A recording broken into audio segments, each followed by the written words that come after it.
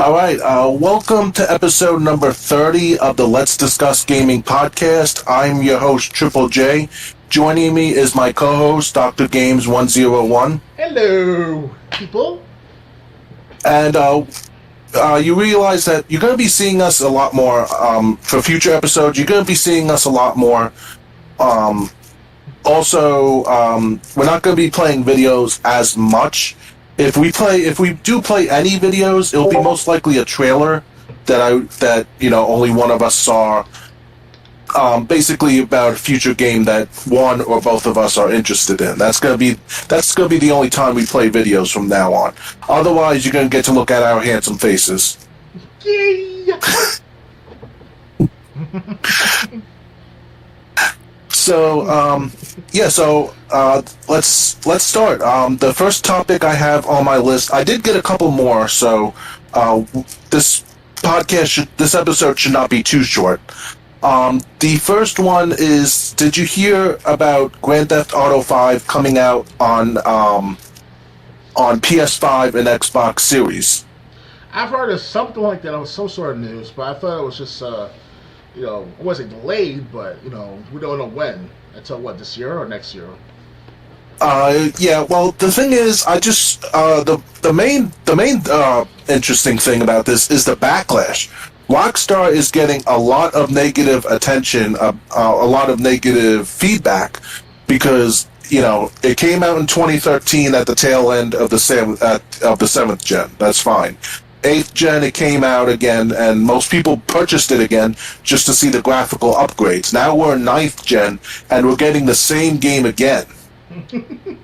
It's like what's that video game? Resident Evil 4 has so many outlets and versions: PS2, Wii U, Xbox One, Xbox 360, PS4, PS3, PS2 even.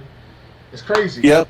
Well, I don't think PS3, but definitely PS2 and GameCube, definitely Wii.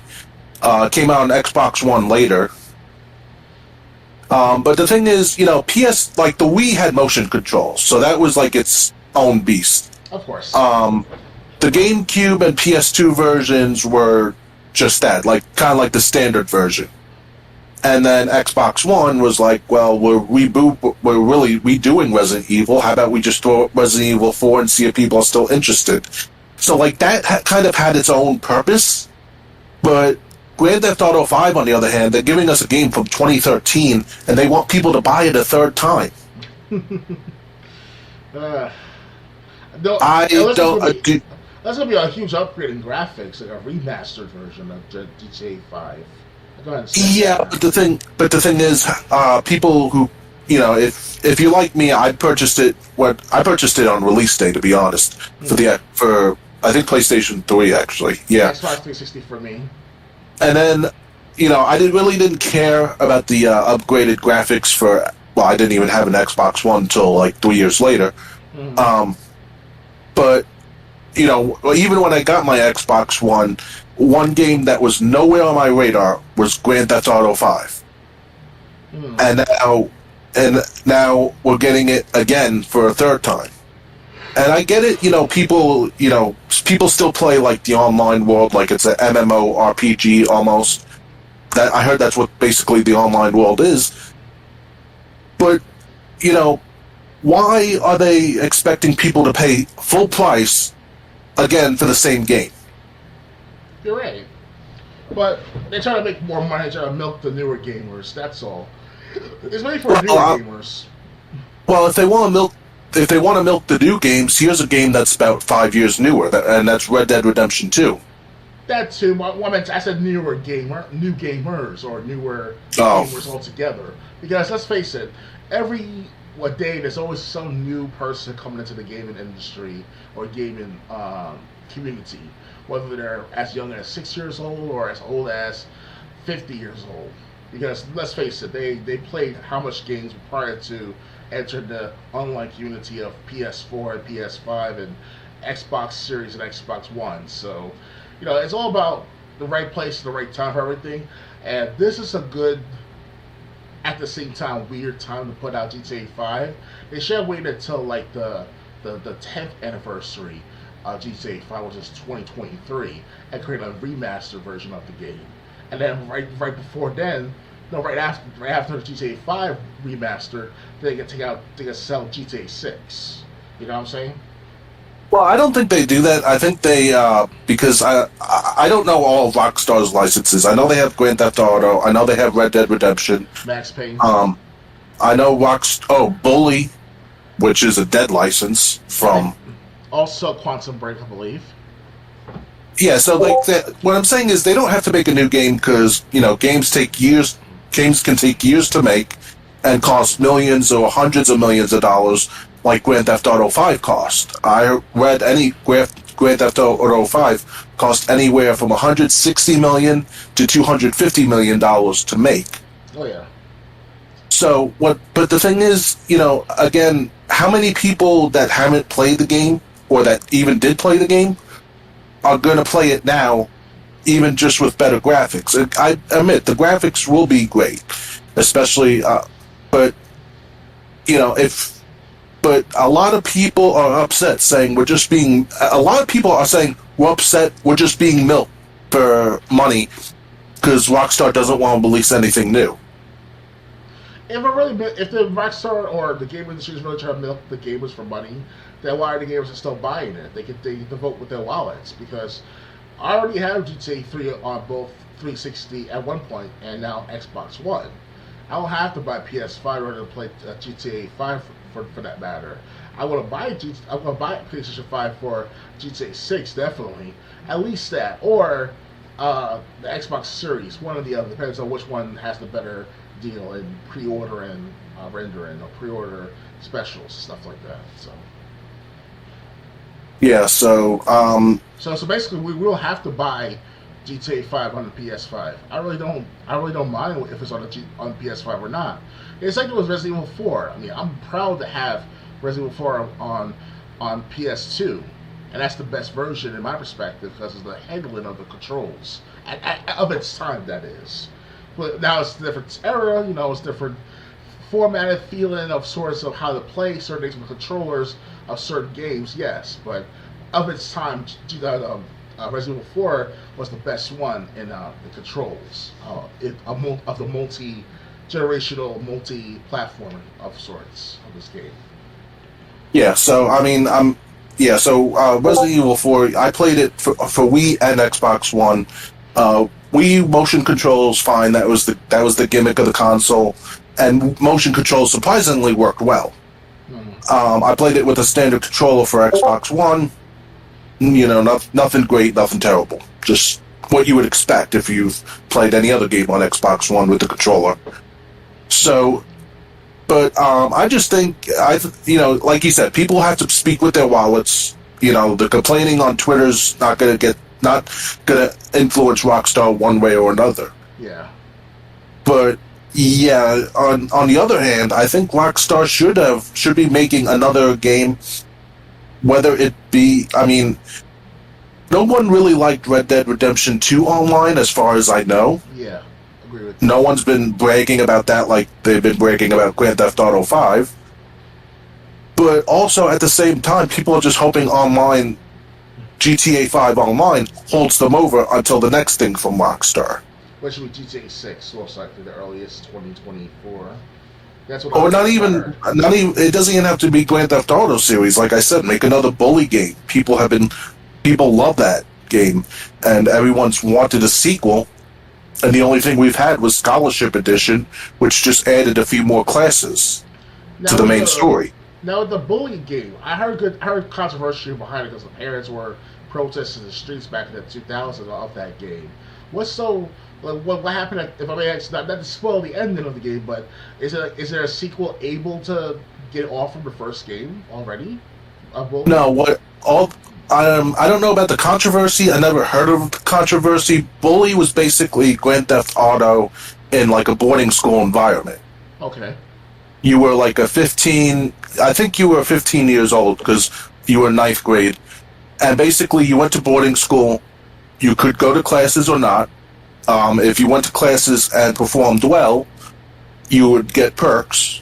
Like English class would help you help you be better at talking your way out of trouble.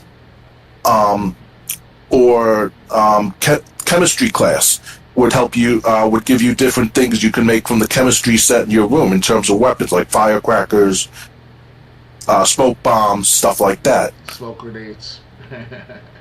Well, not grenades, but anything you can make from a standard high school chemistry set.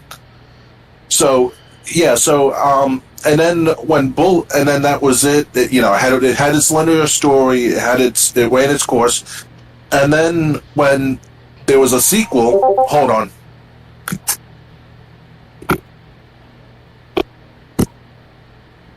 Sorry for the wait, guys. My friend Triple J is on the other hold of a phone call, most likely. But I heard about Bully, guys.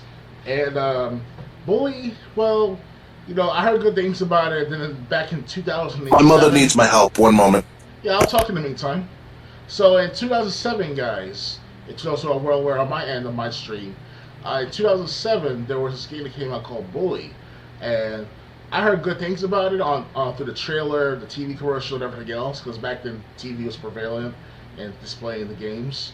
Now all of a sudden, at the time, not now all of a sudden, but back in the day, there was parents like going to protest, going over to these centers of schools and stuff like that. I don't know where they're protesting at exactly, but they're protesting out of control. Like it was just like, we don't want our kids to learn bullying and everything else. It's a travesty and everything else. And I'm like, it's just a game about bullying. That's about it.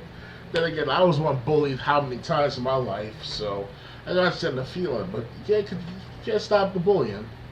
You really can't. So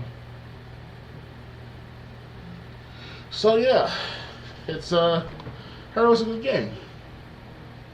Heard it was it wasn't bad to play. They use slingshots, they use bombs, use firecrackers, like James said. Pretty interesting stuff, I have to say. Oh yeah, be sure to subscribe to our podcasting on both of our Patreons. Patreon.com/DrGates101. Patreon.com/Triple J, rapper JJJ. Rapper JJJ altogether, that is. Alright, guys? Okay, so let's wait for Triple J to come back. He's the host of our podcast. I'm the co-host, Dr. Gates101. Welcome to listen to our podcast. I'm very surprised that bullying is starting to become a controversy of its time back in the 2000s. I mean, it was all right to have that game for most gamers. There was no opposition from gamers. And we're the ones who were being bullied the most, us gamers, because most of us are like anti-social of our time, and we didn't want to interact with too many people at the same time or hang around with too many people at the same time. We didn't want to be in the center of the crowd or the center of attention. So, yeah, high school was definitely a very interesting type of day and time. So, other than that, it was okay. I'm back. Yeah, I was just talking to the podcast and saying that bullying was very controversial of its time back in the 2000s, but most gamers were not interested in. Well, I'll continue explaining how Bully worked because I played it all the way through. Okay. So anyway, they had these classes, and you could go to class and earn these perks or not. But if like a school security guard and if you didn't want to go to class, you could break into lockers. But like if a school security guard saw you, they would chase you. If they caught you, they would take you to class. Right.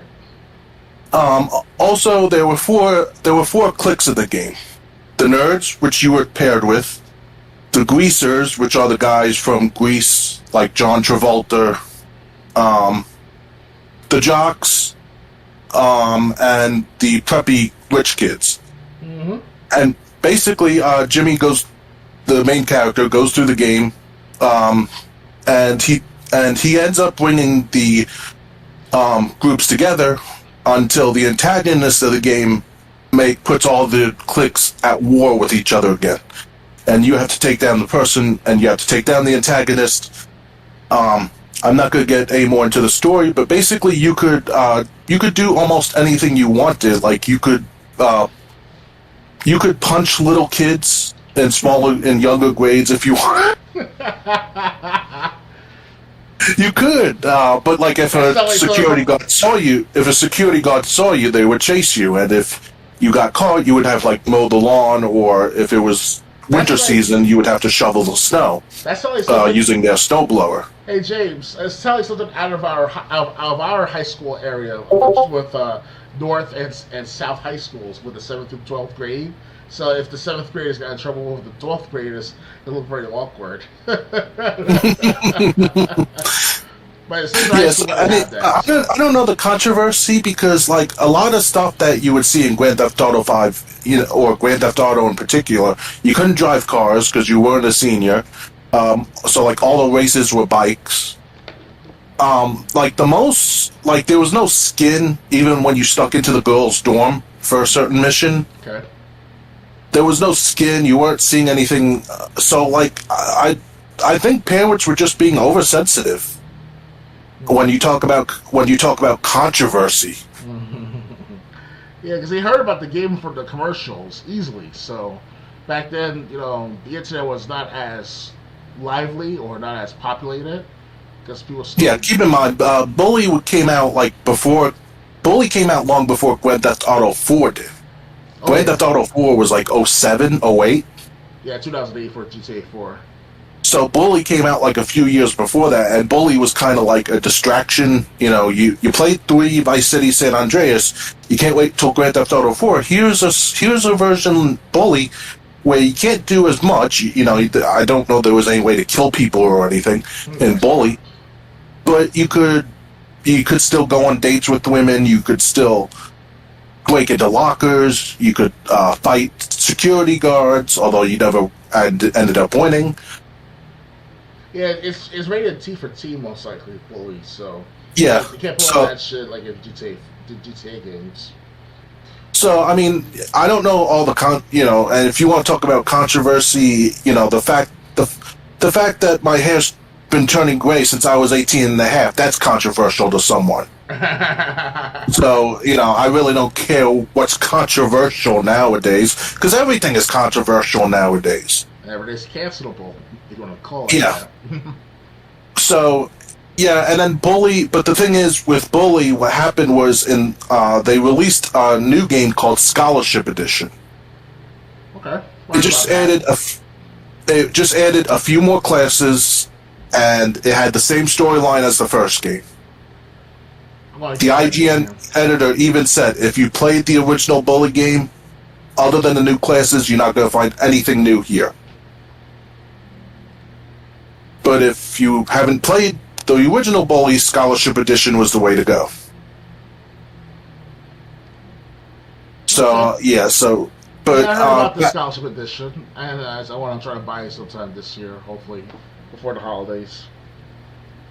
Yeah, the Scholarship Edition might be available on 360. I played the original Bully on PlayStation 2, so I think it was also Bully Next Gen. Mm-hmm. But even then, a few new classes, they added something. Rockstar is just saying, hey, you like our online, pay us $60 more to continue playing it. Come again? And that's what people are upset with. But whether this succeeds or fails, it's going to be up to them. If they shell out $60 or even $70 for Grand Theft Auto 5 to play it online on Xbox Series or PS5, A, you're an idiot. B, unless you didn't have the game already, why are you paying full price for it again? Let's do like an upgrade to it, like you pay like extra $20. It's an upgrade to the graphics, nothing else. I mean, it's not even like they were adding new things. Like, that's one thing I can at least compliment The Sims 4 on what they did. People were upset with all the expansion packs, but at least it was different things that you could do once you purchased each expansion pack. Okay. If I knew I had the money to purchase all the expansion pack, because there's like over, like, I think 24 of them. If I had the money to buy Sims 4 and all the expansion packs, I would do it. Except maybe the Star Wars one. I would have to get really bored to buy that one.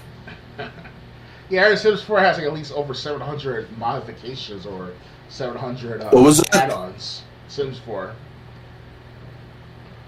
Say that again? I heard that Sims 4 had over 700 like types of modifications or add-ons or some sort of skins and stuff to be added to. 700? Yeah. I thought it was like, wow. Let me research. How many expansion packs are there for The Sims 4? I guess. Yeah, you want to search for it? Go ahead, right ahead. How many expansion packs for Sims 4? Wow, they say 19. Let's see. There's 9 expansion packs, 8 game packs, and 17 stuff packs. It can cost as much as $700 to get everything. Oh, $700 worth of material. Okay. Yeah, they're like so. There's my number was close, about 24 or just over 24. But yeah, I don't have $700 to spend on the same game. Right, unless if you're a rich mother effer.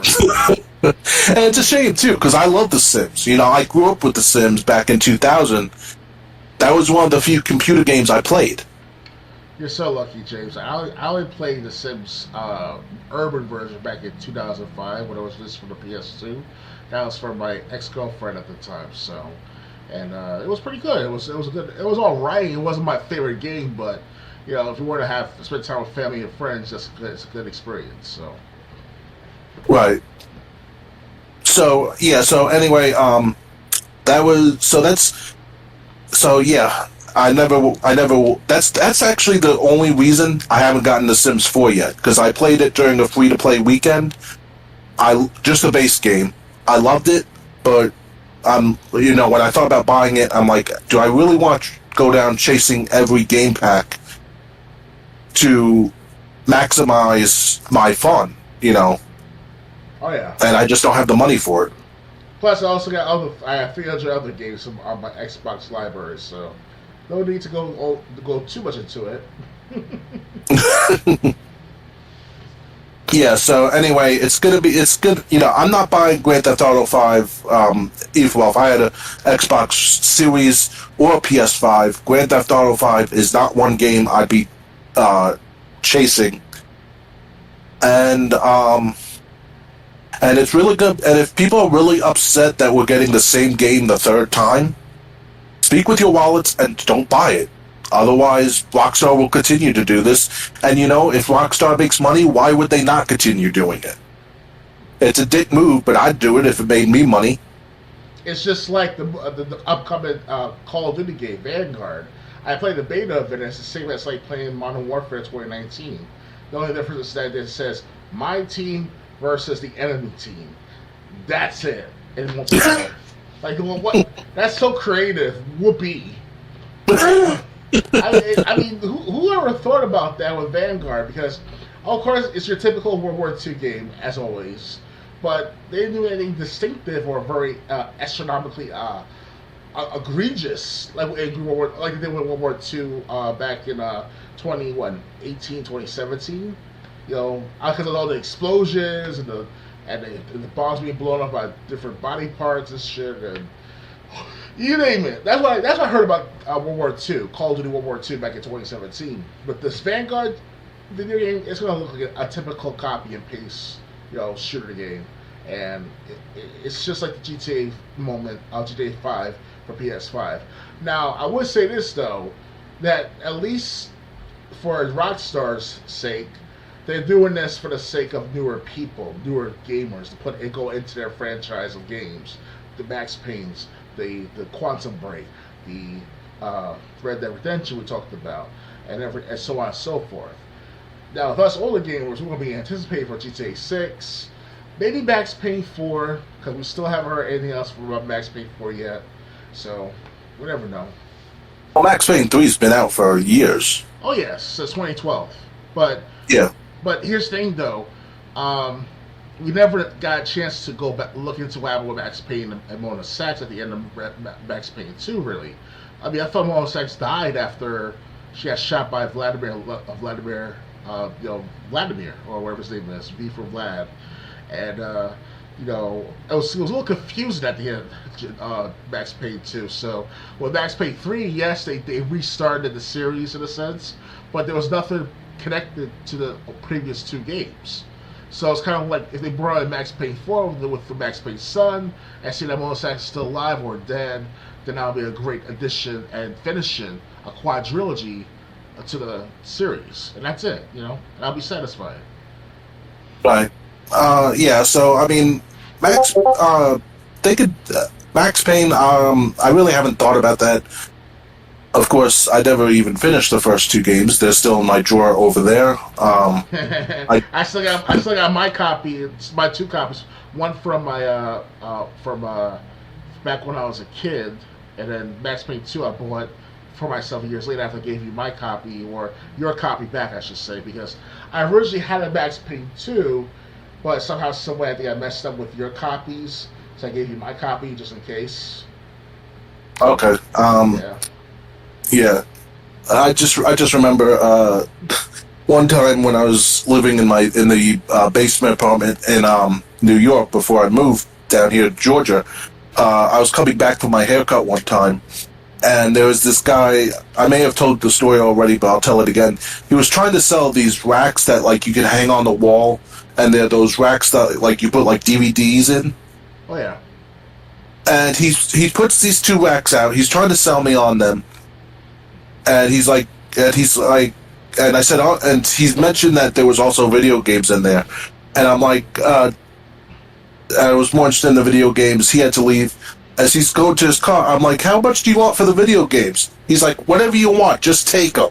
I walked away with Max Payne 2, X-Men Legends, and X-Men Legends 2, Rise of Apocalypse, or whatever that game is. And all four of them worked. Oh, wow. and I think like Max Payne 2 was complete. The other games were like missing the manual. Okay, that's pretty good. So it was like wow, and I ended up selling all four of them. How much you got them for originally? Not much. So it was like $25, $30 for everything. Probably not even 30. And what year was this? If you know.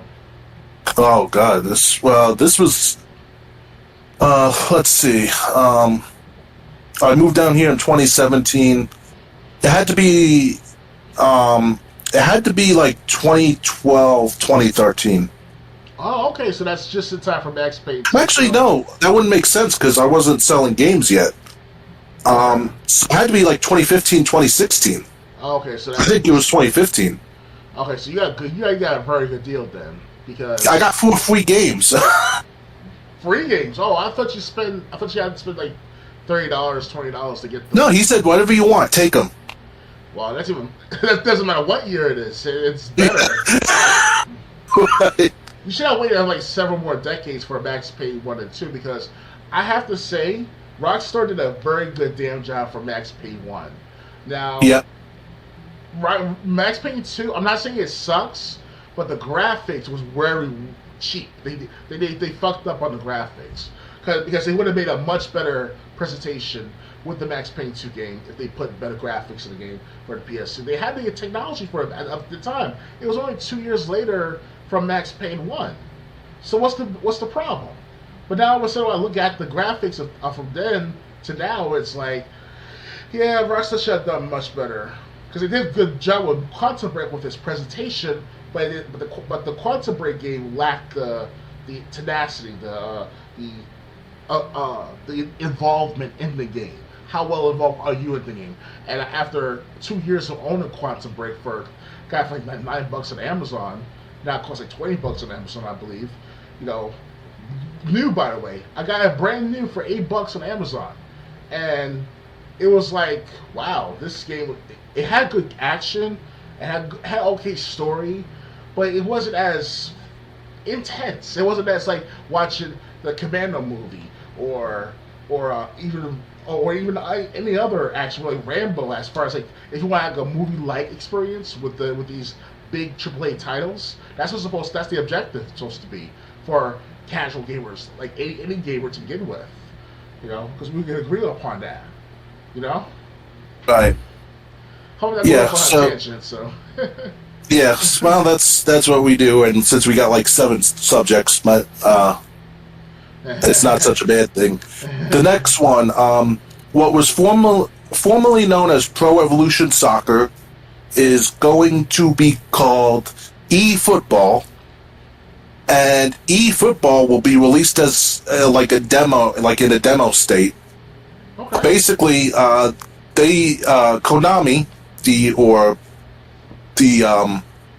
morons at Konami, the game haters there, they're releasing this game, and they even said on day one, not all animations are going to be in the game. Not all game modes are going to be accessible from the start. Basically, they're letting people know, hey, we're releasing another Pro Evolution Soccer as eFootball, but it's not going to be released. It's not going to be released fully.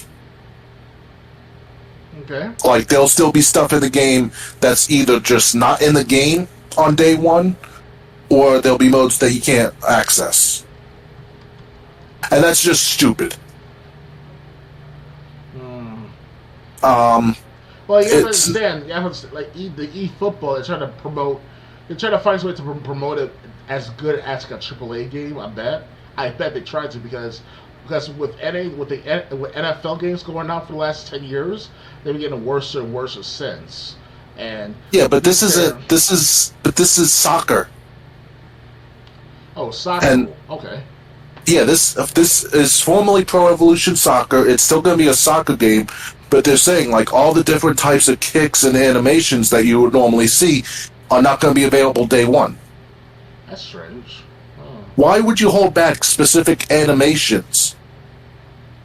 And why would you release a game half done?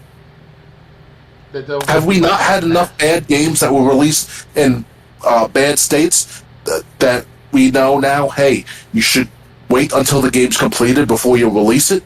Oh yeah, I agree with you, but here's the deal. Let's just play devil's advocate. Let's go on the other side of the developers. What they're trying to do is try to play chicken with certain drone-like gamers. Like, I'm not trying to say every gamer is a drone, obviously, but the ones that are the ones that can just buy the game instantly on day one or at the time of release. They want to get their hands on those gamers to buy everything or buy part of it and then buy the other part later when it's released on a certain day. So, me personally, I would not spend my money on this game. I was thinking of that football game. I thought you were talking about the American football game with the football. I thought we were talking about that game with the eFootball 2D sport, 2D graphics. Because Angry Joe showed this game. And it looked pretty good, better than the NFL and even the soccer games of FIFA and shit like that. So, but now all of a sudden it looks like a major turnoff to me as a vivid, constant usage of a gamer. I'm not a casual gamer, but more like a constant usage of a game. I like to call myself that. Not pro gamer because I'm not into the esports as much because I'm not that good of a gamer. But I do buy games to the point that I play as much as them too, especially in the past. So games like what's that, Madden, back in the 1990s, those are the best days of the Madden games for any football fanatic out there, or even just ones who are just gamers who want to play sports online or on the system. So that's good. But with this football crap, I don't know what's going on with that. So that's a mess altogether. You're right. So. Yeah, I mean, the thing is, we've had companies release bad games before because they weren't done. The most recent example that comes to mind is WWE 2K20 release, which was developed by Vicarious Concepts or Vicarious Designs. But even they're learning their lesson. They took a year off from the WWE 2K games to get their bearings together. A different company created WWE 2K Battlegrounds, which is a waste of money. Mm-hmm. And then Vicarious Concepts, they're they were creating WWE 2K22, they said, we're not releasing in October of 2021. This game is coming out in March of 2022. And hey, if they create a good game, then instead of making it every 12 months, have a new game come out every 18 months. But they have to do something to get their trust back after the laughingstock that was 2K20.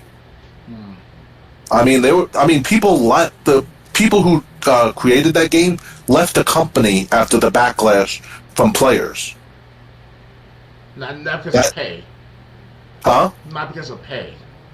No, they left. They left because they did not want to be associated with the dumpster fire that was 2K20 on day one. If I was a developer, I would still stay with the company if I'm getting paid. That's all that counts, right? And I'm not trying to say that, the quality games we should give a damn. No, we do give a damn about the quality games as gamers. But for their sake as developers, because it's a very intense competition out there, because I would rather be a part of something that was historical than not at all. Even if there's current crap with the history, I said on Triple J because am I the only one out here thinking that if I ever worked for a gaming company, I will stay by them as long as I can. If the ship sinks, I'll do my best to stay on the ship for as long as possible, even if it is the Titanic, rehearsed. Yeah, well, the thing is, some developers were so embarrassed by the backlash, they just wanted to be I'm not associated with them anymore. But hey, if they're getting the time that they need to make a good game, good, and with the state of business that WWE's in, they're not gonna have the chance to make too many more wrestling games. Mm-hmm. So, unless WWE turns things around, but hey, if they make a good game, good on them. But I'm not, I got 2K20 for $20 on sale. And by the time I purchased it in April of 2020, they had fixed most of the glitches. Okay. So, 2K22, I'm not looking forward to it. It's like a take it or leave it kind of thing. But hey, at least this company, unlike Konami, at least this company's trying to make things right. Right. Konami, on the other hand, they're nothing like the company that we grew up with, like the Konami of the 90s. Agree. And back then, the morale of most people back then of the gaming community, as well as the gaming industry, was very positive because everyone knew about everyone's business with boundaries. Like they know that the next game is coming out on time and with no missed content. Now there's an added content to it afterwards, like for example, Tomb Raider, the Gold Edition, where you play Unfinished Business. That's a continuation of Tomb Raider 1 for about 2, maybe 3 hours worth of gameplay at most. Depends on how good you are at the game. And it was great. It was just an add-on to what happened with Laura Clark trying to escape the Sphinx or the mines, I should say, of that mountain back in 1995, 94. Because 94 is when the first Tomb Raider came out for the PC. So that's one. Yeah. So. Okay, Konami, I'd love to, sing your praises because, me and Dr. Games 101, we both grew up with your games, but you're just giving us more reasons to look at you the way other people see you. Oh yeah. Okay. Next, you wanted to talk about the game Deathloop. Hold on. I'm sorry. I'm trying to think here for a second. Deathloop. That's that game with the. I just watched the first 5 minutes, 10 minutes of that game, and it wasn't as extravagant. It wasn't as hugely presentable in a sense. because it was Deathloop, because Deathloop wasn't really broadcasted to the people in a direct sense, like in a Call of Duty or Halo. You understand what I mean, Triple J? Well, I watched the 10-12 minute review by IGN, so I know a little bit more about the game. Yeah, graphics wise, even presentation wise, it's not going to blow your socks off. It's basically where it's trying to have gamers talking is the gameplay. Okay.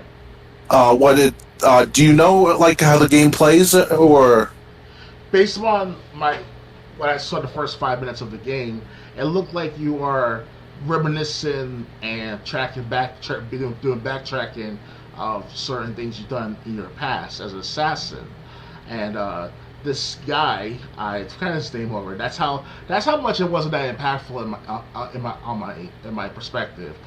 This guy was an assassin trying to look for another assassin, or they keep meeting up with each other with these as assassins, fighting each other, killing each other, etc., etc. Then all of a sudden you go back to square one, but with different amount of experience. Well, you don't have the weapons, you don't have the special abilities after dying.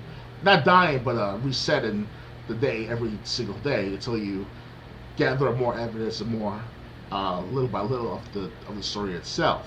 So the story is not really a story anymore. It's just like a bits and pieces story, like that you play in games like Child of Light. Because at least Child of Light, it's a good gameplay of its RPG setting and turn-based and everything else. But the way that Deathloop does it is kind of like disorganized. I can't explain it, but it's just not there for me to play Deathloop right away.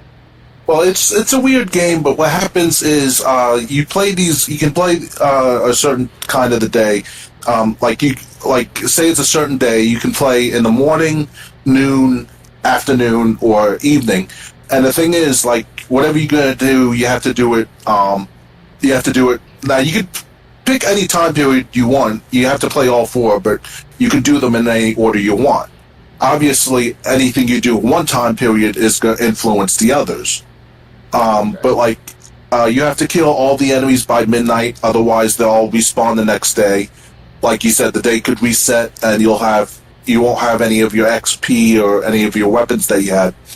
But yeah, basically, you go through areas and in any time you wish, any time of day, and what you do will impact how the rest of the day plays out. Even if you play it in reverse order from night to day or whatever you wish, it's a weird game. It's a weird game just to watch the review and not actually experience. Yeah, I would expect a story-driven game because Deathloop sounds like a game to talk about assassinations and assassins.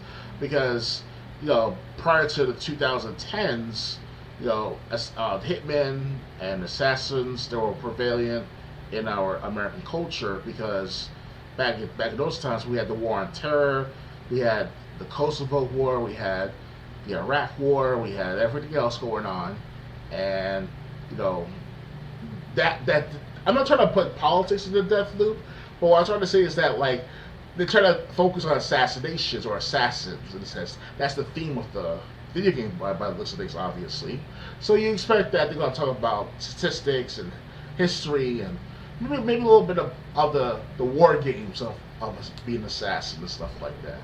So yeah, that's all I'm expecting of. Yeah, that's not what this game is. I mean, you do assassinate people in this game. You do assassinate enemies. But the whole appeal of this game is basically it's one of those games where what you do in one time period of the day could impact what happens in the rest of the time periods. Mm-hmm. And you have to kill all your enemies by midnight, otherwise they all respawn. And that's really all I know about the gameplay. The story, as far I heard about, I don't even remember what the story is. And graphically speaking, it's not impressive. It's just average. So basically, if there's anything good that's going to hook you in this game, it's the gameplay. Yeah, I was expecting this as a PS5 time exclusive. That's why I heard it's time exclusive as well. So you expected that the PS5 will maybe a wowza in graphics. But I hope that when the Xbox Series version comes out, hopefully within the next year or two, they'll improve the graphics for the Xbox Series X especially. And then that'll be the big thing for me to go back into buying the game rather than for PS5. So, but usually the PS5 system, I'm expecting it to buy with Final Fantasy VII Remake, because they already have it available on the PS5 right now of the first part of the game. They also have Xena, Bridge of Spirits. They also have what's that game called? GTA 5 coming out. That's obviously where I don't know what's going to happen with that one. Stuff like that. And hopefully things will progress over time and make things better and better. So I would say Deathloop should be one of those 50-50 chances of buying, not a must buy. Yeah, really, when you think about it, if you look at a game, if you watch the review of a game, and it's not that memorable later, how good can the game be? Yeah. At least is that something you'll care about? We always we talked about video game stories not too long ago. I brought up Life is Strange, Heavy Rain, Beyond Two Souls, The Walking Dead, Telltale series. All these games mean a lot to me because it's something I got invested in, story-wise, which is what I look for in video games. But if it's kind of like leaving a movie theater after watching a 2-3 hour movie, and you walk out of the theater thinking, "What the hell did I just watch?"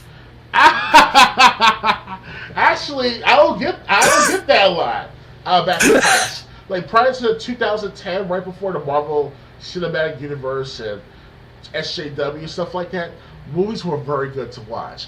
I remember Final Destination 1. Actually the trailer version in theaters. But I definitely watched Pokemon the movie.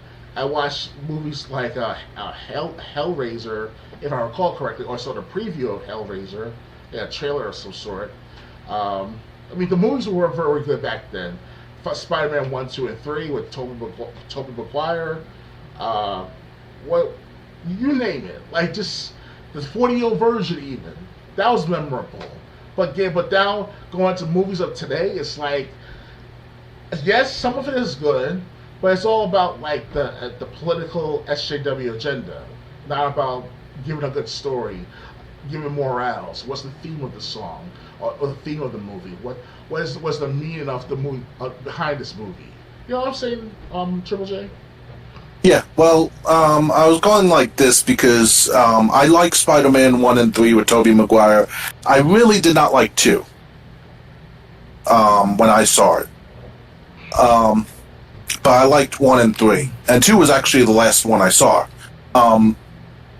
But, yeah, movies today, it's all about having an agenda instead of creating a great piece of entertainment.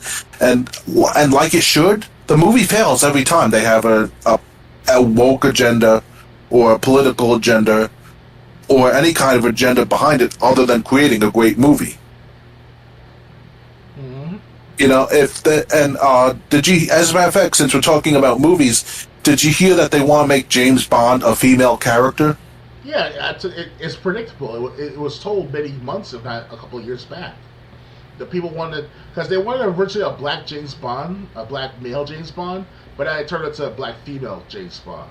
So now it's permanent. It's a permanent part of the story for the next. Well, I didn't hear that. I didn't hear about that. Daniel Craig has said that he does not agree with that. Of course, he thinks James Bond should be, even though he's the next movie he's appearing in is the last James Bond he's doing. No Time to Die. But he said that he said that James Bond should not be a female character, black or female. And you know what? I agree with him. Yeah. You got all these other numbers you could use: 004, 003, 002. They're still 00 agents. Yeah, 006 died. Just let you know. 006 died. I said 4, 3, 2. I know. I'm just saying that as a fact, the storyline. Right. I understand it's 50 years worth to memorize, but But the thing is, so you got numbers that you could use that would still be 00 and a single number after it. If you want your black, lesbian, female, transgender, whatever, to be the next agent, just give her one of those numbers and then create the story that you want. It's probably still going to bomb because you're focusing on the wrong thing. You should be focusing on an interesting story with interesting characters. Yeah, I heard that Spectre wasn't all that great, and I watched it, and it was okay, but it wasn't as immersive like in GoldenEye or Tomorrow Never Dies or Pierce Brosnan movies, or even movies like the first James Bond film with George what's his name? George something with George Clooney? Not George Clooney. The old guy. Hamilton. Sean Connery. George. Sorry, excuse me.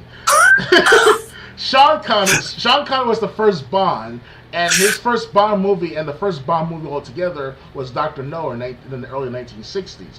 Now, that was one of the best Bond films of all time. So. Yeah, my grandfather liked the James Bond movies from like the 70s also. But the thing is, I remember when, again, referencing the 90s, after Quantum Leap ended, and that would air like after Monday Night War. What they did in 1995, more like 96 actually, when it was time for a new TV show, they created a new one. They created La Femme Nikita, because Pamela Anderson was the biggest crush of every adult male at the time, and they put her in a secret agent show. Do something like that. I mean, create you can have her be a 00 agent. You can have her doing whatever. Just give her a different number, and then you can create and then again, you're creating your own IP. You're creating a different IP, so there's more out there instead of trashing one that's been built up and protected for so long. You know what's funny? From what I heard, this is not my words per se, but based on what I hear from different YouTubers who are involved with like all the movie and comic book controversies, things that matter, whether it's Clownfish TV or Heels versus Babyface. From what I gather between those two and others, they say that, well, not them personally, but other YouTubers who are part of that caliber, they say that, you want blacks to be involved with every aspect of movies and TV, but you don't give them their own characters, you don't give them their own niche audience. You try to overlap them or shadow them into ready-made characters in paraphrasing it. You understand what I mean, guys? I mean, you understand where I come from? Because how is it that it's still stupid, because that's how you end up like things like the latest Charlie's Angels movie, where only one of the 3 women were actually attractive. And he purposely did that too, I heard. Fuck that. Fucking crazy. Now I understand and then they wonder why Naomi, I think her name was Scott. They wonder why Naomi Scott got all the attention, and they wonder why the movie failed. Yeah, I never watched the movie. Obviously, I saw the trailer. It looked okay, maybe. I mean, I can't remember everything. That's how bad the trailer was. Well, I never even saw the movie or trailer. I probably saw the trailer once. That's how unmemorable it is. It's like, I see a hot girl and that's about it. Yep, I'm not watching it. Just like Ghostbusters 3. I said all they had to do with Ghostbusters 3, if they weren't an all-female cast, just have at least one of the women be the daughter of one of the original Ghostbusters. Like they did with the TV show with back in the 90s. Yeah, just have these be the descendants of the original Ghostbusters, or at least have one woman be the daughter of the original Ghostbusters, and she picks her own team. Oh yes. But no, we gotta make sure our movie flops, because we have no idea what the hell we're doing in Hollywood. And Hollywood had an idea what they were doing, because I look back on some of the culture and lifestyle of Hollywood in documentaries back in the 1970s, 60s, and even 50s, and it was a different time. they actually respect each other, or at least on the surface, that is. They actually respect each other's art, a work of art. They don't badmouth each other, and if they do badmouth each other, they tell it to their faces. There's a class in these Oscar shows and the award ceremonies, things like that. Now all of a sudden with that, I know it's not Hollywood, but like that awards that video award show with that Lil Nas X guy, the rapper, showing off his body and having like 15 guys having orgies on the stage and shit. Who doesn't want to see that shit? It's degraded. You know? I mean, that's just that one example. Now with Hollywood, now it's degraded. It's like anything goes, and who cares about the story? Who cares about the art of movie making and TV show making? Who cares about writing characters properly and accordingly? Who cares about character-driven stories? You know? Yeah, they're like, who cares about the stories? Who cares about these time period? Who cares about the story we're trying to tell? Who cares about? None of that matters. All that matters is that we must have black lesbians being the main lead role. Or a crippled, quadriplegic, transgender person. Yeah. And we need one of those too. That's the current mindset in Hollywood. And you know what? I'm gonna laugh every time your movie fails, because it will fail every time. Mm-hmm. Just like you know what? Let's poke a little more fun at Hollywood before we go into the next thing. You remember the original movie Annie? Oh yeah, I have it on VHS. They tried making that with an all-black cast. I don't mind it. You know, I'm not saying I love it, but you know, they try to make like inclusive for today's people. You know, for today's audience. So I'm not gonna watch it. Although I watched the original on, I think this was more Nick at Night instead of Nickelodeon. They're trying to remake The Wonder Years, that show that was all about the 70s, with an all-black cast. The Wonder Years. That's the one with Archie Bunker? No. No. This was the one with Fred Savage. I didn't see that one. No. Okay. Yeah, well, The Wonder Years, there was a big show on Nick at Night, like when we were in elementary school. I actually ended up watching it. My mom actually even watched a couple episodes. And it just was... And just one night recently, as I was walking away from the TV, they're remaking that show, but it's an all-black family now. I wonder what they're trying to do with these... replacements / substitutes of every TV show and movie. There has to be an agenda going on, because it's an agenda, all right, but it's not an agenda to make good entertainment. That's for sure. Now I understand that I made a mistake of exposing. Well, I'm not trying to be political again, but what the hell with it. There are some people out there that before 2010 we exposed a lot of corruption in Hollywood, and also with the politics and government and history and science, you name it. And ever since then, people are trying to find ways and means who are leaders of these sectors of our institutions or aspects of life, whether it's science, history, politics, entertainment. They're trying to get rid of the old ways of thinking with a new, erratic, unprofessional, unedited, unmitigated, you name it, just totally just fucked up everything. And it's ridiculous. We don't question. It's okay to question things, but don't take over something new we never experienced before from the old. Like, it doesn't work like that. Like, oh sure, every generation have their own ways of different thinking, new thinking, you name it. But now is not the time to do this right this second, because we're not in the moment to change drastically of every single thing about the entertainment industry, at least that one aspect. Because let's face it, we're still over 30 of us, most of us, all of us, we experienced the American dream, the American pie, the American hot dog, or the American way of life, like baseball and a little bit of barbecue and everything else. Like the way we were taught in school, the Pledge of Allegiance to the flag of the United States of America and to the republic for which it stands, one nation under God, indivisible, with liberty and justice for all. That was what we were taught. Now all of a sudden they fucking it up. It's not the way it used to be. It's just I can't explain it. I mean, the only way you should be able to change, the only way I would agree with changing history is if new evidence came up suggesting something that was different from what has been told. If maybe the cavemen, for example, they're believed to have been a lot less intellectual than we are.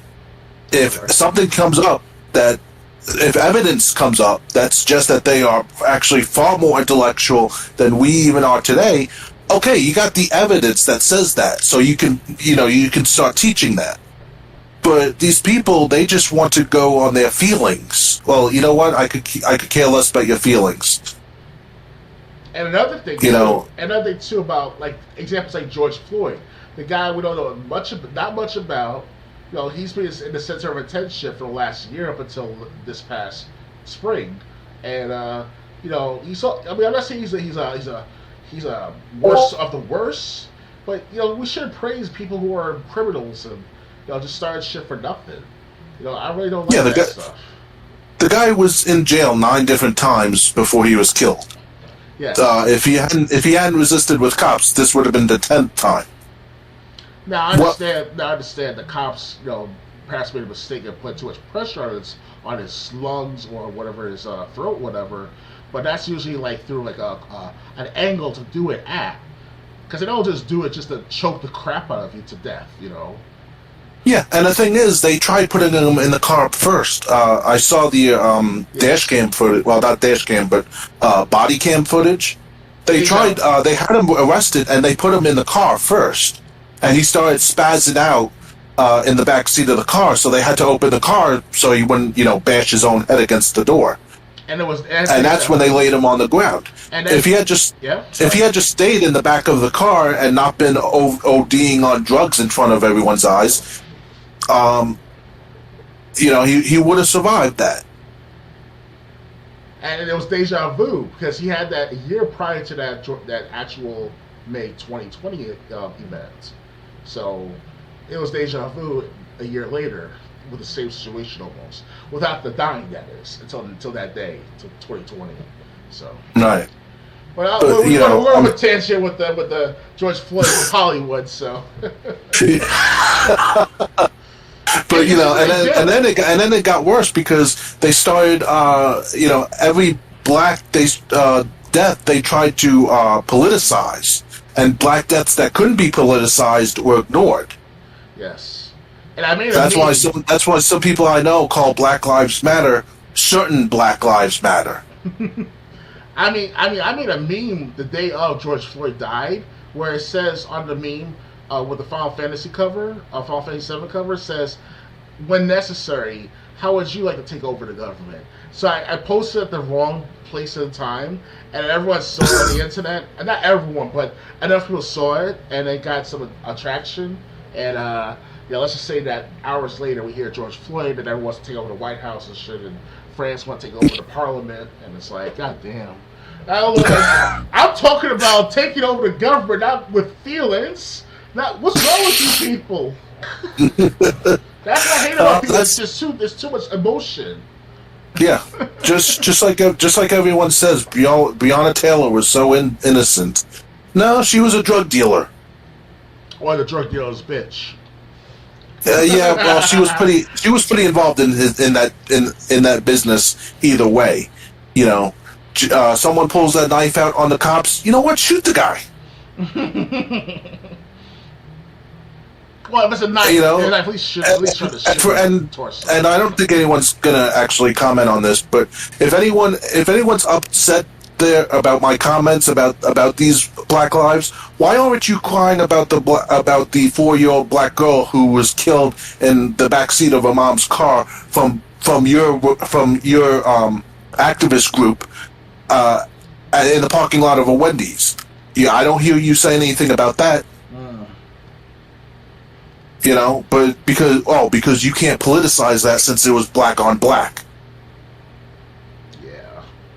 So anybody who has problems with what I'm saying, A, get some knowledge and learn the truth. B, tell someone who cares. Because if you're not gonna care about that death, but then care about the ones that were actually criminals, boo-hoo. Yes, I understand. Anyway, I guess moving on. The company WADA that was grading games, they ruined a game that they were helping a customer with. Basically, a customer wanted to get their game graded, but this company that grades them also will remove stickers from old games, and some games have those holographic stickers. Mm-hmm. WADA was trying to remove one of those stickers from a game, and they ended up messing up the game, and the game looks terrible, so it got lower grade score than it would otherwise. And what do you think about this? Should WADA have paid for it, or? If I may ask, this is something new to me. What is this WADA ruins? What's that? I don't know what that stands for, actually. I try to have this stuff ready before, but I figure I go in there with a blank slate with this one because I don't know, never heard of WATA before necessarily, unless it stands for something of a Indian related matter or Native American or something like that in a cultural sense. In my perspective, that is. It's WATA Games, WATA Games. That's. Okay. And they basically grade games, empowers collectors to collect sealed games, complete in box, loose cartridge, and many more collectibles. So the company is WATA Gaming. It's the this is what it says. WATA Games is the preeminent grading and certification leader for the video game collectible market and has set consistent and transparent standards in certification. Much like other collectibles, the video game collectible industry is now evolving from nostalgia to a recognized form of art and history. So basically, the company is someone where not only are they supposed to grade your games, and that grade be looked at more authentic than if someone like you or I graded a game. Mm-hmm. But they can provide paperwork that it was graded reputably. They were supposed to help some customer clean up a game because, like I said, the holographic stickers, and they ended up ruining the look of the game. Holographic stickers. What? So that's a inside the game or a part of the? No, it was on the box. And basically, they got back the customer who sent it off to have it graded got back a product that looked a lot worse than when he had sent it off. And now, obviously, if you're getting something graded, you're doing that to sell it, with the intent to sell. Right. So the question I have is, do you think WATA Gaming should pay this customer what the game would have been worth had it not been ruined by them? Let me see. Interesting. Well, I mean, this WATA company, it sounds like it's not that memorable to begin with, so I guess it's a karma on their part for them not to take care of their presentation of their games, in a sense. So even though most of their games are not as great as Tim Schafer games like that with the Psychonauts and stuff, at least the presentation of the game will be the best they can come up with on their part. So because Tim Schafer, I heard of the guy throughout most of my life, and the only thing I stand out from his work is the Psychonauts games. And even though I wasn't a big fan of Psychonauts at the time when it came out back in 2005, it looked good to play. And I was like, man, I get that game one day. But I was still either in high school, I was going to college or something, and I didn't have the money for it. I was broke. And I had a job for about a few months back in 2005, and then also in the fall of 2005. But I was worried about buying all sorts of preparations for college for the following year, so I couldn't buy the Psychonauts game. So that's just that one example, of course. So Actually, that example doesn't mean anything because this is a game grading company. oh, a game grading cup. Oh, okay. I'm sorry. You can tell I'm not that involved with what's going on with this particular issue because that's not my forte per se about their rating of games because usually that's like when I think of rating of games I think of like IGN, Destructoid, uh, Games.com. I'm thinking of CheatCC.com, GameShark.com, those type of game rating sites. Wata Games is just like who are they? That's what I'm. Well, they don't grade like how good or bad the game plays. They grade how the game looks, how the actual game itself looks quality wise. So it's a lot easier to sell something with a if you got an item that looks 9.8 out of 10, in a plastic case or whatever, it's a lot easier to get more money for it if you have a certificate to say it was graded by a reputable grader, other than if you're just selling the game that looks the exact same condition without that reputable company certifying that game. Oh, so it's like the Super Mario All Stars game from the Super Nintendo, where they had that seal of approval from Nintendo, that type of grading. No, I'm talking about basically when you go on pricecharting.com. Yes. When you type in any game and you go to page for any game, they'll have 6 prices. It'll be loose, complete in box, new, and then you'll see a graded price. Mm-hmm. That's what I'm talking about. If you have a game that has a good grade, graded games, obviously that are still in new condition, go for more than new games do. Okay. So basically, they rate the condition of the box, they rate the condition of the cartridge, they rate the condition of the whole game, and and that certificate is supposed to make the game worth more. Oh, so it's like trying to go for auctions prior to auction. It's good to grade your condition of your game to get a better price or a better deal. Right, and this company what they did was they offer other services besides just that grading technique. They offer to clean up your boxes because a lot of boxes, especially on display during the 90s and 2000s, they had stickers on them. They can take the stickers off to make it look more authentic. One moment. Yeah, sure. Yeah.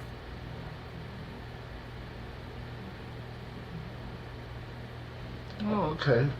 Sorry, guys, if I messed up on that Psychonauts reference. I have to say though that I made a mistake on that part because I thought it was something similar to that of understanding the works of people's work of the gameplay or the gaming of the game itself.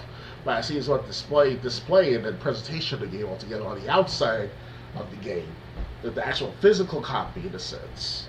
But now we're living in a world of digital gaming, because obviously not everyone doesn't have to buy the physical copy of every game. You can just get the digital, which is why for the last several months, if not years, I'll be on the Xbox system. I've always bought my games digitally since 2000 and I would say 14, 15. But prior to that, yes, there was Xbox Arcade with digital gaming and things that matter, but to no avail. That didn't last too long, and now it's like total digital to some extent.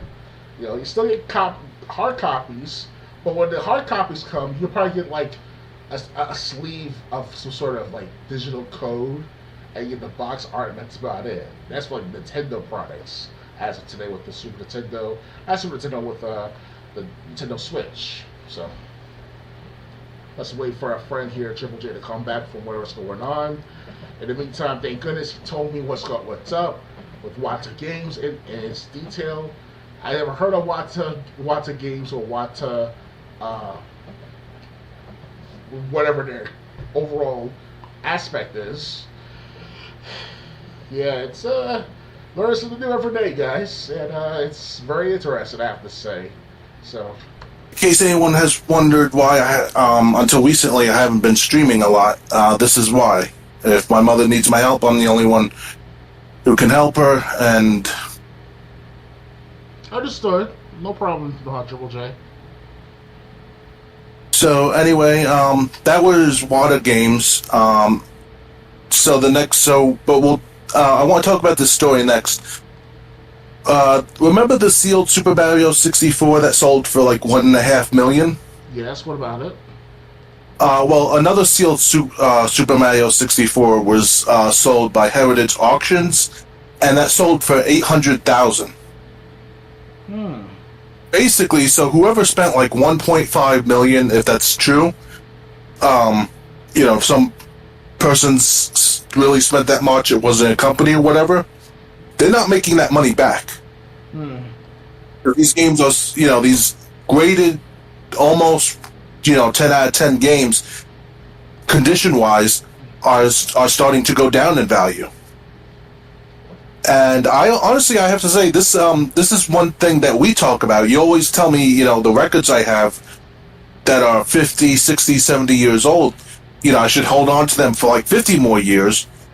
And I like I tell you all the time, that's not a guarantee these records are going to be worth more than they are now. Really? Yeah, so what do you think of another Super Mario 64 sealed game only selling for $800,000? Another one? So basically the first one was $1.5 million, the second one was $800,000. Yeah. Well, I mean, the more there are, the less its value. At the same time, it's a mixture of supply and demand.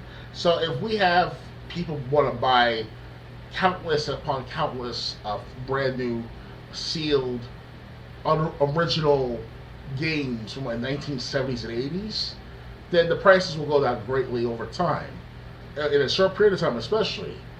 But if it's like in the 1970s, 80s, well, people were buying them, but then decades later they're reselling them, then it's more value, especially if it's not at the same time. So it's like a hit and miss, up and down trend.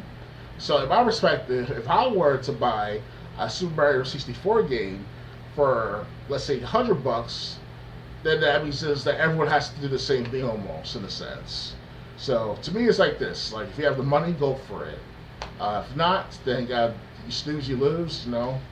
Better luck next time, next lifetime especially. So, so that's what I was thinking of. I got a different opinion on this, because this is more like people purchasing old video games in great condition, almost like an investment for retirement. Now, yes, any investment you do, I don't care what it is, any investment that you participate in, there's going to be risk. You could hit it big, you could lose everything that you invested. Oh, yeah. That goes with anything. But I just don't think, like when you spend, 7 figures on a game, the only way I could justify that is if you're going to make more when you sell it.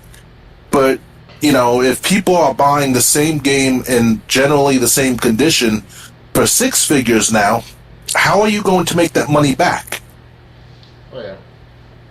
And it's just another, and we've talked about this before, there are different games, like GameCube games, for example. They've gotten so expensive that it's really hard to find good GameCube games for cheap. Oh, yeah. But on the other hand, those same GameCube games, they're not going to be as much as they're worth now 50 years from now. Really? Even adjusting for inflation, what it will be in 50 years as opposed to prices of now, I don't think you're going to be able to say, hey, the sealed Paper Mario, the 1,000-Year Door for GameCube, this is my retirement. You never know, Triple J, because you never know, but time is power. Like the saying goes in the game Quantum Break, when it was advertised on Xbox. Time is power. The longer a product is stored and not being sold for long periods of time, the higher its value, and especially the more rare it is, the higher its value. So. Yeah, but the thing is, that's not the same with every single game. Like I said, you could get Metal Gear Solid 4 for PlayStation 3 complete for $5, and Metal Gear Solid 4 came out over 10 years ago. Yes, almost 15. You paid 25 because you wanted it brand new. Yes. But games. And if I open up the game, stupid me, right? But if I have it for another 20 years, maybe there's some value if it's still closed in, it's still sealed up, Right. But also you're saying that with speculation. We don't know this for sure. Maybe all these games could be my retirement, even though a lot of them are having trouble selling. I mean, people from the 1970s that bought the Atari, they're selling it on eBay as of like 5 years ago, like $10,000. Some of them the cheapest $5,000, and they're all either used or like new. At least one of you are $10,000 is like new. So. Well, I have to say, it depends on the item. But secondly, it's going to be. Look at any game on price charting that's been out for 10 years or whatever, that's been out at least since 2007. Okay. You're going to see when you look at what a game would go for. I think in any condition, you're going to see up and down like a roller coaster. Mm-hmm. Obviously you want to try to sell out when it's it's like stocks. Sell when it's high, buy in when it's low. But that doesn't mean that these games. But what I'm trying to get at is there's no guarantee. I understand. Will my grandfather's records be worth a lot more when I'm in my 70s or 80s? Maybe not. It depends if there's a market for it. If you take the risk, you never know. Right. So, well, if you want to be like very reminiscent and homeworthy of our sayings or our beliefs. From the anime Hunter x Hunter, Kurapika said the objective or the meaning behind collecting and saving these treasures is to brag about it, first objective, as also to sell it for an equal or higher value. So, in essence, you can brag saying that, dude, I got these records from like 1970s and 60s from my grandfather, and you're in your 60s yourself, and it's the year 2030 or 2020, even about 2040. You never know, right? And that'll be when we're all in our 60s, if not 50 something, whatever. And but it leads to another, now something's worth it from that 1970s era, which is the records. And I guarantee you, the records that my aunt has, because she has some very good rare records she can't get from anyone else in the world. So people will hear about this stuff and be like, dude, you're saying that there's a digital version of a David Can Dance type of song or something like that, right? But then you find out that someone who sells it for vinyl back in the 1970s or 80s or 90s even, I understand I'm just shooting my own horn or I'm reinforcing what I just said, but that's how I look at it in optimism. Because pessimism never wins a battle. So. And you also never know what's going to be. You also never know what's going to be created between now and then. Because when people start getting interested in Atari games, that's when Atari started making the Atari flashbacks, which were digital consoles that had Atari games built into them. Oh yes. So you didn't have to spend the money on an old school Atari and hope it would hook up to an old TV of yours. You could just buy this built-in console, you plug it in, you plug the cords in, and you got 20 Atari games at your fingertips. Or if you get the other systems, they'll probably have like 500, 300, even 100 games in one system, and you still add more games to it. Like that, I've seen all these 100 ones, 300 ones systems on eBay and shit. Other websites, they'll probably give you like for $250 for about 500 games in one. And it's all from Super Nintendo, Sega Genesis, Yeah, Atari. I've seen it on Facebook myself. Someone was selling it like uh, it was a like 15,000 or 1,500 games in one.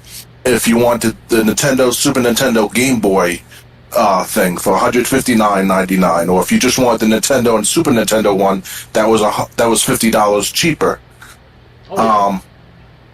Basically, I think if you don't mind searching for the ROMs yourself, if you know where to search for them, maybe get a Raspberry Pi.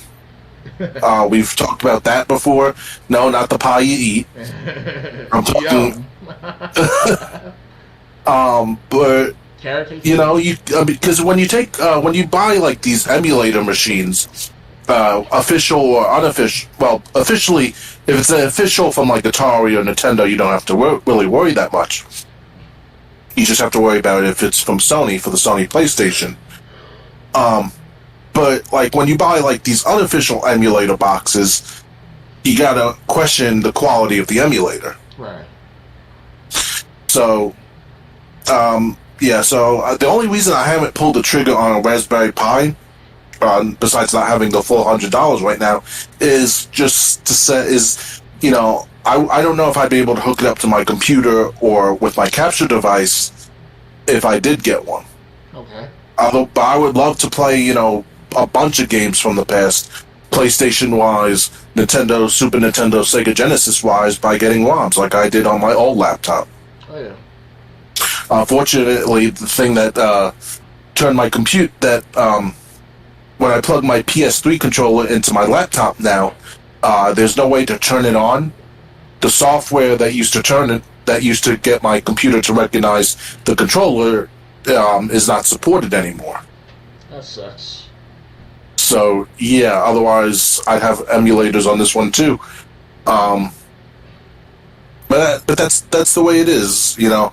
So back to as an investment, you know, I equate it to like stocks. You know, there's going to be high points where what you have is worth a ton. There's going to be low points where what you have is worthless, and you just hope that when you do sell it, it's on the high end. But that doesn't mean the longer you wait, the more you're definitely going to make. Right. Moving on, if you don't have anything else to add, I can, if I may ask, I did ask if we could do this over here on LG, on the podcast. I was wondering if we could talk more about how in the past there's been higher and higher improperty going on, where kids of today, especially the younger, the worse it is, don't understand their boundaries, or don't have outside thought or have outside experiences. Whether it's actually, I was going to bring that up next, but since you started, yeah, sure. I'll let you have the floor, because I don't, I'm not sure where you're going to go with this, so I'll let you start. What were you going to say about this topic? Well, as I tried to give a statement saying off to you earlier this week before I planned on this podcast, I know it sounds like it's more of an opinion than a fact. It's just based on my experiences, because when we were kids, what we did when we were kids, we played lots of video games. But sometimes, once in a blue moon, my mom, your mom, anyone's mom out there, or a family in general speaking, they force you to stop playing games after a while. And they want you to go out and play basketball with your friends or your peers. They want you to play bowling, rifle, soccer, and all this other good stuff. And we experienced it, at least some of us did, back in the 1990s into the 2000s or so. But now in today's world, in the 2020s, especially for the last 55 or 70 years, to my awareness, it's getting lesser and lesser of that experience to be put into today's gamers, to today's younger gamers. They're not into football. They're not into exploring different kinds of people out there, different cultures, different values. And I hope people who are over 30, 35 especially, understand where we come from, because that's what's going on from those who are under 30, if not under 25. And as an example, I'm friends with people on Xbox Live for about 3 or 4, if not 5 years. As half of them, in my perspective, they don't understand where I come from. They think I'm schizophrenic. They think I'm a CIA agent. They think I'm some sort of plant from the government trying to look into their lives and stuff like that, understand their perspectives in life, stuff like that. Because I question them, or I ask them questions about how's the school going, how's your physical activities going, and shit like that. Because I try to get peers of mine, whether it's you or James at the time, going to the gym, whatever, back in high school, or in today's world, online, try to encourage others and myself to get back into the gym or get back into exercise altogether. And most of these kids, they're not into that stuff. And if they are, it's not as much of it as prevalent. So my point is that I believe that there should be a bigger awareness to give kids a jump start on understanding the outside of gaming, the outside of the world's not just your fucking video game. It's about being with people. It's about understanding other people's cultures and values. Because there's this one guy I'm in conflict with because he's in our group. He thinks I'm some sort of nigger. He thinks I'm some sort of piece of shit. But I talk bullshit whenever I say it to these guys. And they're like 18, 19, 20 years old. Another guy, he's 22. Yeah, never experienced what I experienced when I was a kid, or even if he did, it wasn't as much. Yeah, it's just it kind of like, I won't say it's sickening. It's just that it's just got a little worse in a sense. Don't you think so, James? And what I'm saying? I don't think it's really the kids' fault per se so much. I also think when you bring up this issue, you have to look at the parents.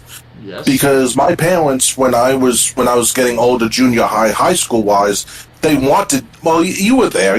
They wanted me to spend most of my time at home if I wasn't at school or whatever. That's why it was such a fight just to hang out at the mall or something. But so you gotta look at like, what are the parents doing? Are the parents allowing these kids to go out? Or is it like my situation where they're being told no just because the parents need to stroke their ego?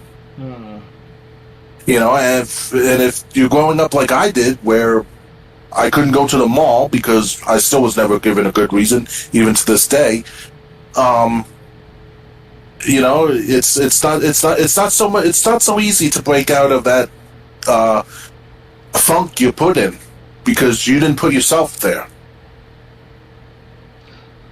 I think it's more involved with a self-discipline, but it has to be taught at a very, very young age. And my mom, my family altogether, I grew up in a church-like setting, and we went to Sunday school every Sunday, obviously, then church altogether on later on that day. We also had the karate and basketball on Saturdays. So even though I didn't like it at first, I was starting to adjust to the exploration of things as I got older. That's how they. Yeah, when I was younger, like elementary school or like really young elementary school student, I took Taekwondo. I was in this organization called the Sea Rangers, which I really don't remember anything about. I was just in it because my older brother was in it. Right.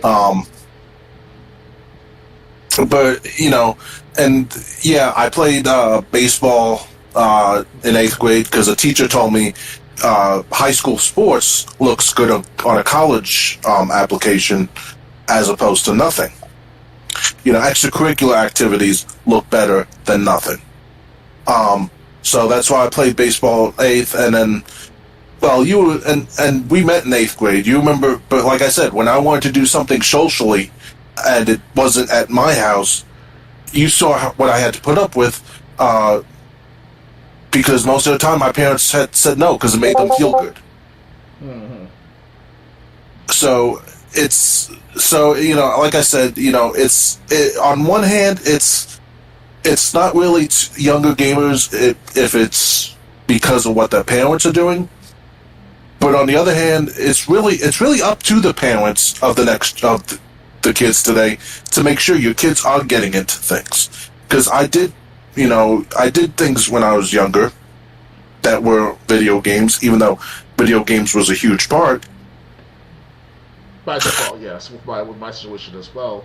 But eventually, it has to be up to us as kids or as individuals at the time, because even though, like, as we got older, we turned from relying on our parents for advice or relying on our parents for permission to do things to us as deciding for ourselves. So these 18, 19, 20, 21-year-olds, specifically I'm focusing on, they never experience the development or the proper understanding about other people's way of living or other people's way of thinking and things that matter. So it's kind of like they're stuck in the past, or they're stuck in a small world sense. You know what I mean? That's even worse than the death itself at times. You know? Yeah, that's true. Because when you're 18 and older, most parents really don't have any grip over you. You want to hang out, go hang out. But unless if you were injured, like I once was, in a sense where it's like I couldn't go outside as well because of my weight, or you get problems with your health, like you're on an iron lung or something, or you had to get gastric bypass surgery, like some of my family members did, and all this other stuff. So it's kind of like one thing leads to another. One thing creates a handicap on oneself. But those are rare occurrences, that handicap, that crippling, or that iron lung, whatever you want to call it. But the kids who are very loosey-goosey, but at the same time they don't have that loosey-goosiness. Like, I know this one kid, he called me at the N-word every day for 2 years. And he finally stopped eventually because he found out that, I could report to his parents or whatever. The point is that, he actually has a potential to understand what's going on better than some of the 18, 19-year-olds that I interacted with. I'm like, that don't make any sense though, because usually he's like supposed to develop this stuff over time. Eventually he did. He's very outgoing in a sense. He went to New York City one time while I was here, whatever, and stuff like that. So, but one leads to another. How is it that some of these kids from who are 10, 11, 12 years old are better outgoing at what's going on than the 18, 19, 21-year-olds who are never experienced this stuff? It's a sanity. It's kind of weird. So, some of it is being over-sheltered. Yes, that's one problem. Some of it is just the more you see, and some of it, is just like you said, experiencing it for themselves instead of believing what the TV tells you, because that's a problem with some of these Democrat voters. They believe everything the TV tells them, and then, like I said, I get to shatter their world when I disprove whatever they believe. Mm-hmm. So it's being sheltered. That's the problem. Why older gamers are the way they are. And if someone younger, like 10, 11, 12, is understanding this, it's because they've had the freedom, I bet, to go out and experience other things other than playing on their game box. Indeed. Agree. Like I said, I got to do a lot of it when I was younger, really young, but not so much when I got older for no good reason. But then when my friend in Garden City, I started hanging out with him a lot more than usual once we graduated high school in 2006 and on. And when he was going to bars with his friends, he let me come by. So I went with them, and I went to Renaissance Fair with them a couple of times there's a whole friends group. I got to experience that. I got to experience bars. I got to experience casinos. Not casinos, no. That's what I try to tell them. I try to tell these 22-year-old guys, like, dude, you never heard of like betting before for a game? I mean, they're thinking of like DLC, whatever. I'm talking about literally a program you insert into a video game, and then if you're 21, 18 years and over, you can bet $5 for one match. Say you'll be first place in that match in a free for all match. Or as that one example type of this, they don't understand where I come from. They didn't understand where I come from about the matter. Like, what's going on? Actually, it's funny you bring that up. I hate to bring him up, but it happened with him, so I have to bring him up. Yeah. Me and Kevin one time watching Monday Night War, and we got the smart idea, hey, let's bet on the outcome of these matches. You know, just me and him. He'd pick someone to win, I'd pick someone to win, and let's bet money. And then he wanted to bet items instead of cash, which I said was fine as long as, you know, I knew what the item was beforehand. And it turned out he won $5 from me in one night. I won the Dumb and Dumber VHS tape from him.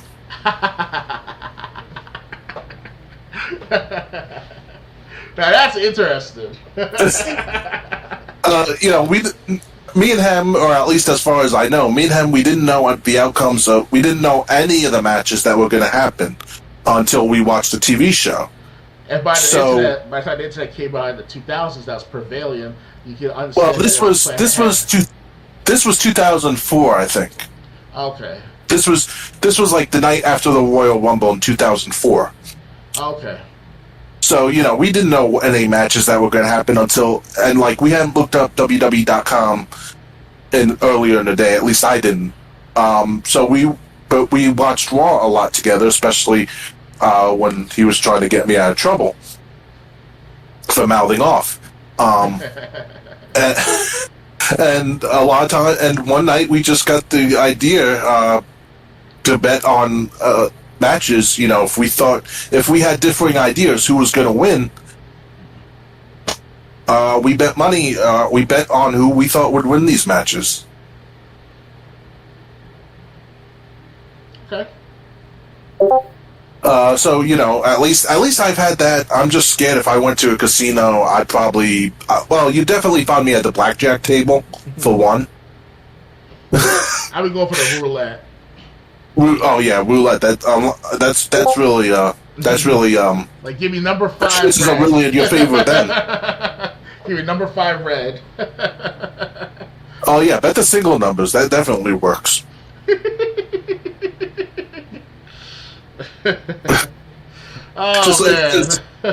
It's just like Fresh Prince of Bel-Air when Will and Colton went to a casino, and Colton bet a $5 chip on red and a $5 chip on black.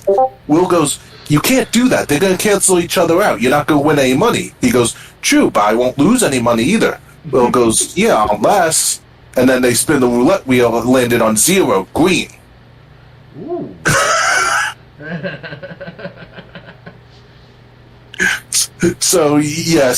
But I mean, I've always said, you know, if you found me at a casino, I'd probably be at the blackjack table. Yeah, I was expecting. I'm not trying to say that everyone has to know everything about life, but because I don't know everything about life. Hell, I will admit to publicly on this podcast that I'm still considered to be a virgin, even though I had a girlfriend, even though I had relations with with everything else, and we didn't go all the way through because of. Let's face it, I had religious practices going on back then. That I was told not to have sex before marriage. So, you know, that was back then. Now, 10 years later, you know, I'm more freely out, not freely out there, but I'm saying the fact that I can at least say that, like, I can go out there and with confidence, I could go on at the casino or meet up with a friend at over by Times Square, or have a burger and fries at a party somewhere in Brooklyn, over in by Action Burger 2.0, because Action Burger is a restaurant over by in Williamsburg, Brooklyn, and that's a good place to go for those who are gamers. There's old school games to play there. There's new school games to play. They have a 5,000-to-1 machine, arcade machine in the back, and they have good food. So it's a place for us gamers, and that's just one of the aspects of New York City. Imagine coming here in New York City, just seeing the kinds of different gamers, different aspects, and they never experienced that. Some of these gamers on Xbox Live. So when I talk to them about certain topics, certain issues, certain things, they look at me as like I'm a ghost or just some sort of plain old nigger. No offense to say that on live on podcast. Oh, what the fuck you're talking about, man? That type of feeling. Like, damn, I'm trying to help you out. You know what I'm saying, James? I'm not trying to say that I have to be better than them, or I want them to be better than want me to be better than them, or whatever. But it's just more of like I want to encourage what I experience, or that I've never experienced, at least at the same time. Because I never had experience being with women up until in my 20s, in early 20s, or late teens, excuse me, after high school. I never experienced girls until after high school. That's the fucked up part. So, in a sense, where it's like these 22 years never experienced no girl at all. That's scary right there, you know. So that's my take on the matter. Well, just to wrap that up before we move on. Again, what you experience, it's partially your parents' fault, especially when you're growing up, because they're the parent. They're supposed to know what's best for you, and if they're either they should be encouraging their child to find more interest other than just staying at home, or second, they shouldn't be stopping their kid from wanting to do things outside the home. Right. And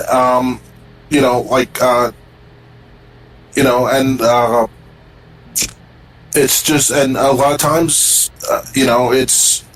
I kind of wish they had that thing for adults too, where there were different organizations you could join. There might be in Valley Stream. I don't know. There's really nothing down here in Nashville, Georgia. Different organizations to join for adults who want to, who just want to meet people. You either got to go to the gym or you got to go. Really, actually, that's the only thing I can think of down here. Not even bars are. But here's the fucked up. And here's the screwed up part too. Some of the ladies at these gyms, as one example, they get tattletale on the manager saying that they harass them too. So it's kind of like, when is the good time to meet people, especially women? When is a good time to meet like-minded people, especially if it's in a gym, whatever? And you thought, okay, we could talk about Arnold Schwarzenegger and his weightlifting / bodybuilding experience / career. That's one example, but that's not my forte per se. So you know what I'm saying? Like I try to talk to girls at the gym where it's in video games, whatever. Tell them about my business, tell them what I do and stuff like that. I ask them what they do. They're not interested in that type of stuff too. So it's kind of like, and these girls are all around my age, like 25, 30, 35. You have to find the right place in the matter for these certain terms of engagement in a sense. So. So, I mean, it is a problem, I admit, but it's got to be something that's got to be done, when you were young. I was encouraged to join things when I was young, and then not so much when I got older, even if I wanted to. And also, it also depends on your city, if something's available, like a hangout. For example, in the 90s, if you were interested in video games and you wanted to find people that shared your interest, you go to your local arcade. Mm-hmm. Arcades aren't really around anymore, at least in America. You have to go outside like major cities like New York City, Los Angeles, maybe Dallas, Texas, maybe in Chicago, Illinois. Well, you're really taking your life in your hands if you're going in Chicago, but... It's not that bad. It may be one of shootings in Chicago, but it's not what you're thinking of. Those are like, low-income neighborhoods, those shootings. So if you go to like those high-rises or to those higher-end type of areas of Chicago, that's where most of the high-quality arcade/malls would be and stuff like that. So it's like that here in New York City. Like where I live is in Jamaica, Queens, and if I want to go to a better mall, I'll go to the one over in Garden City. that's in Long Island out there for a 2-hour commute. If I go to the one in Valley Stream, though, as of today's world, as of the year 2021, you see predominantly black people there and other, non-whites and stuff like that. But here's the funny part, though. In Garden City, there was shooting incidents there for the last 15 years or so, every couple of years or so, because of whatever. It's usually a black person involved. It's ridiculous. I don't know what's going on, but let's just face it that that the way we were taught on certain people, certain groups, that's how it is. It's like that's how it's supposed to be. We're supposed to already be civilized. And when it comes to time of war, that's when we're gonna be desperate, things like that. I can understand that part. But we're not in a time of war. And people don't feel like we have to be in a time of war from the start. At one point, I feel like we should have a war on our hands in America, like a literal war. Because the things I found out about these politicians and bankers, everyone should have already found out about this stuff online for the last 10 years, and especially before 2016 election and stuff like that. It should have been a done deal. Like, that's it, they go to jail. But to no avail. It's all about the timing and about understanding your surroundings. So it's a hit and miss. So. Yeah, so, yeah. So that's unfortunately it would help if there's a lot more places to hang out. But then again, I think about it. If you're playing a game that you enjoy on Twitch, for example, as I do live streams, sometimes you meet people that you wouldn't have met otherwise. It's not the same thing as meeting them in person, but there's not as many chances as there were to meet people live in person as there were when we were young. For example, I remember in Toys R Us, when they had the game kiosk set up. Oh yes. Free one time I was there. I forgot why I was at Toys R Us, but I was playing WrestleMania 18 for the first time on GameCube. Ooh, the GameCube. The GameCube. I played that too at Valley Stream Toys R Us too. And then I noticed someone was behind me, so I exited out of my game and let them play, and I watched them play. And it's like two brothers were playing against one another, and they apparently knew the game because they knew how to get weapons under the ring. One of them got a garbage can under the ring, but he was kicking it instead of picking it up, and the garbage can was getting weaker. And I was like, yeah, that's right, destroy the weapon before you get it in the ring. And that's a fun way to hang out. I wish we had more. I wish we had places like that in the big cities and smaller cities, but that was great time back then too. Back during GameStop year, the GameStop, Toys R Us, even the Times Square Toys R Us in Times Square, New York, here in New York City.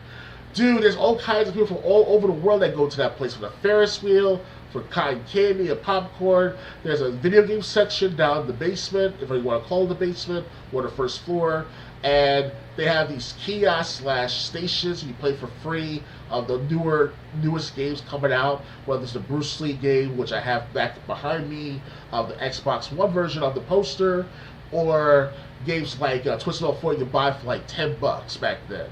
And I bought it for Twisted Metal 4 back then at that location for $10 or so. That was one of the best experiences I ever had in my gaming history, or my life in gaming altogether. And most of these kids are never going to experience that and beyond. So I mean, they should take advantage, but they need someone older to know what to take advantage in. Yes. And I think that's where parents need to take their responsibility. Anyway, if I may add one more thing though, I know it sounds very political, but it's very relevant to what we're discussing. Ronald Reagan said, it is not the genetics that are passed on for the younger generation to know what happened to our previous generation. It is our ideas and the way we teach these ideas to the next generation and pass it on, and so on and so forth. Right. That's the paraphrasing quote of Ronald Reagan. So. All right.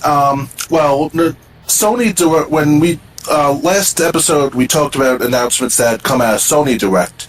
Nintendo had their Direct, where they didn't really have any blockbuster announcement, but they did mention a few new games coming out for the Nintendo Switch. They did say that there's one more character that's going to be added to Super Smash Bros. Ultimate. Okay. Unfortunately, they're not telling anyone until October 5th who that last character will be. That's the day of the Brawl, the Nickelodeon Brawl game coming out. Huh?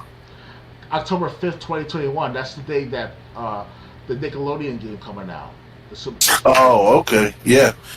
Well, also on that day, they're going to announce who is the final character for Super Smash Bros. Ultimate. But there are a few other games that were...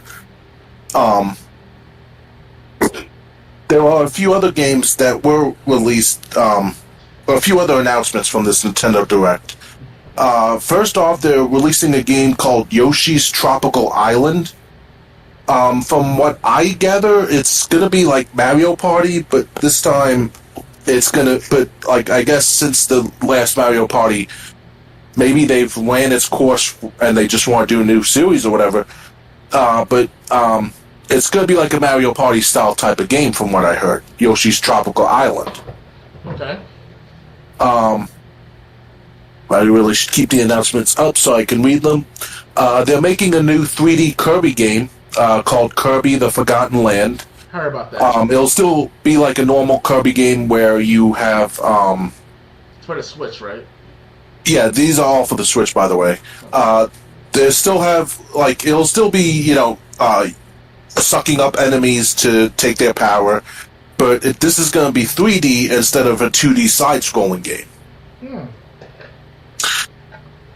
We have a couple new characters coming to... Mario Golf Super Rush on the Switch. They're adding Koopa Troopa and Ninja. Koopa Troopa also known as Bowser, right? No, Koopa Troopa is the turtle in Mario. He always had a green shell on him. The Koopa Troopas. Yeah. Oh, I thought you meant King Koopa, which also. You're thinking Bowser. Of King Koopa, yeah. But King Koopa this is also as Bowser. Yeah, no. Bowser's already in the game. I'm talking about Koopa Troopa, who really was never really that much of a villain. Now that I think about it, in the Mario games, he was kind of just like an in-between character. I'm confused, Triple J, because when you say Koopa Troopa, are you referring to an individual character or a group of characters that are a team? I'm talking about one character. I never heard that kind of character before because basically I'll pull up his picture, and then Can you put it on the screen share on a Discord for me? I want to see it. Yeah, I'll put it on screen share and on OBS so people can see it on Twitch. I'm sorry, ladies and gentlemen, for me to sound very ignorant in this matter, because after 30 years of playing Super Mario, I know that Super Mario 3 introduced the Koopa Troopas, the Koopa Paratroopas, those sons and daughters of Bowser and stuff like that. So that's where I memorized it from, and also the TV shows Super Mario Brothers 3, Super Mario Brothers, Super Mario World, as well as Super Mario Brothers Super Show. So I remember this stuff, and I watched it 10 years ago, all of it, or the whole series. So just to memorize everything again. So that's why I was confused. Like, wait a second, there's such an individual called the Koopa Troopa? I thought you meant the Koopa Troopas, who was a group of Koopas under the guise of Bowser, like a faction of sorts, like a actual army of sorts. So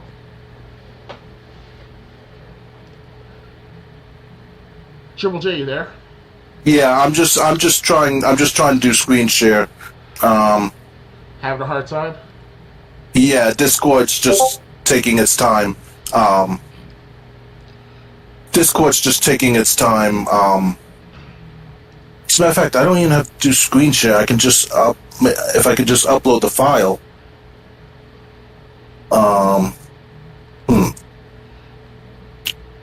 If you want, you can screen share live on your screen on Twitch. I can look at it there. Okay, that'll work.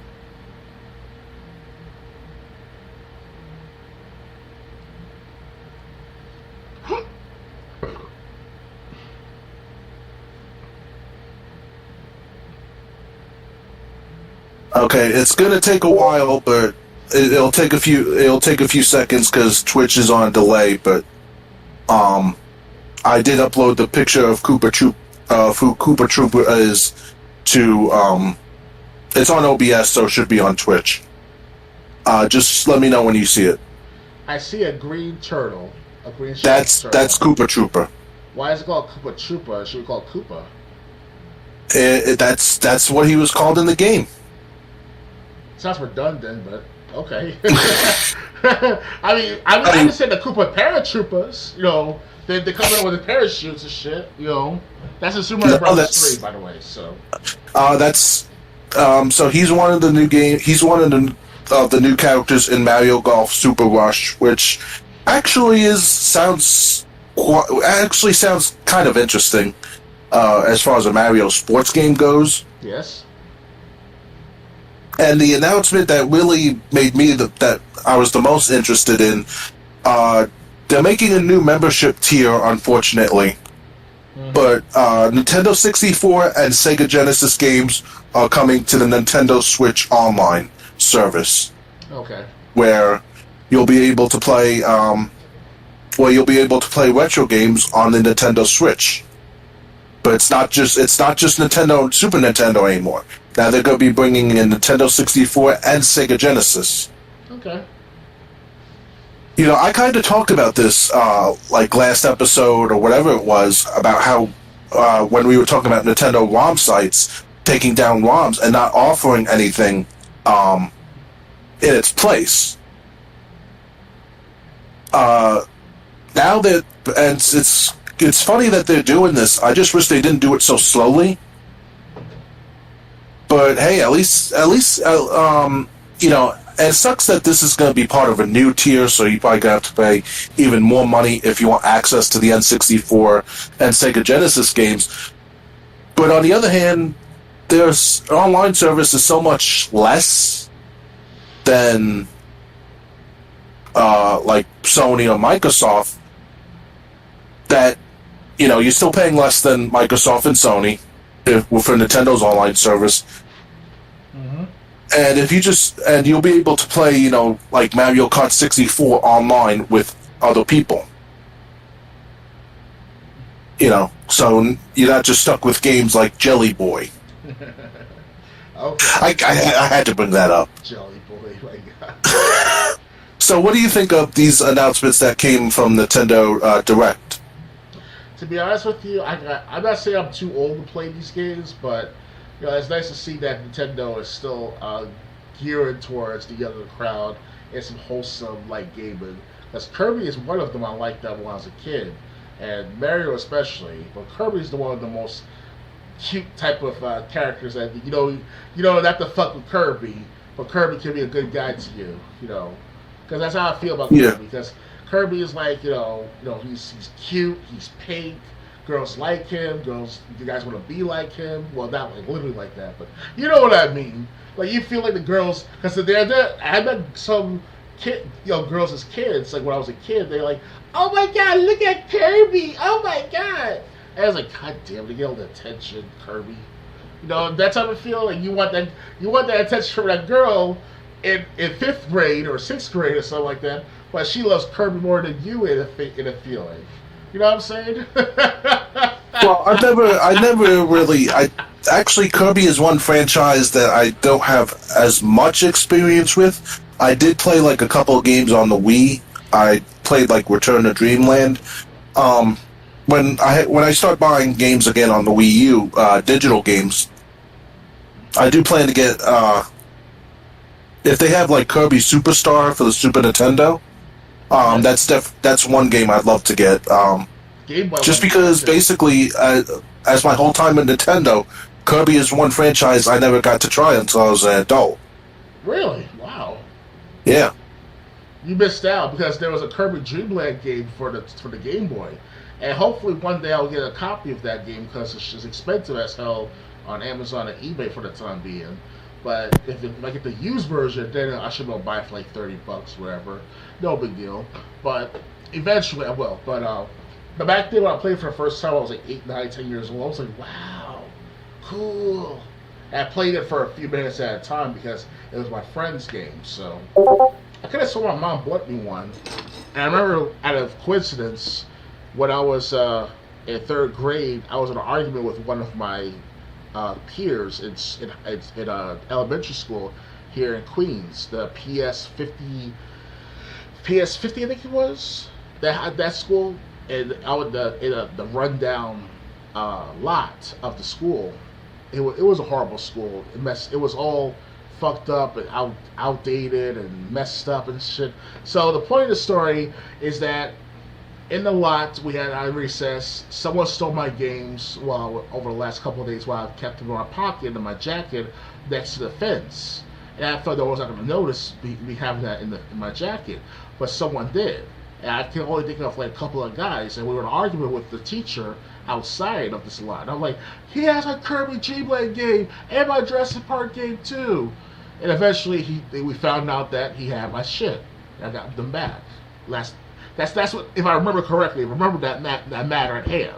So it was crazy. Yeah, right? so I have to say, even though I don't have a Nintendo Switch, a couple of these announcements would make me interested in Nintendo Switch.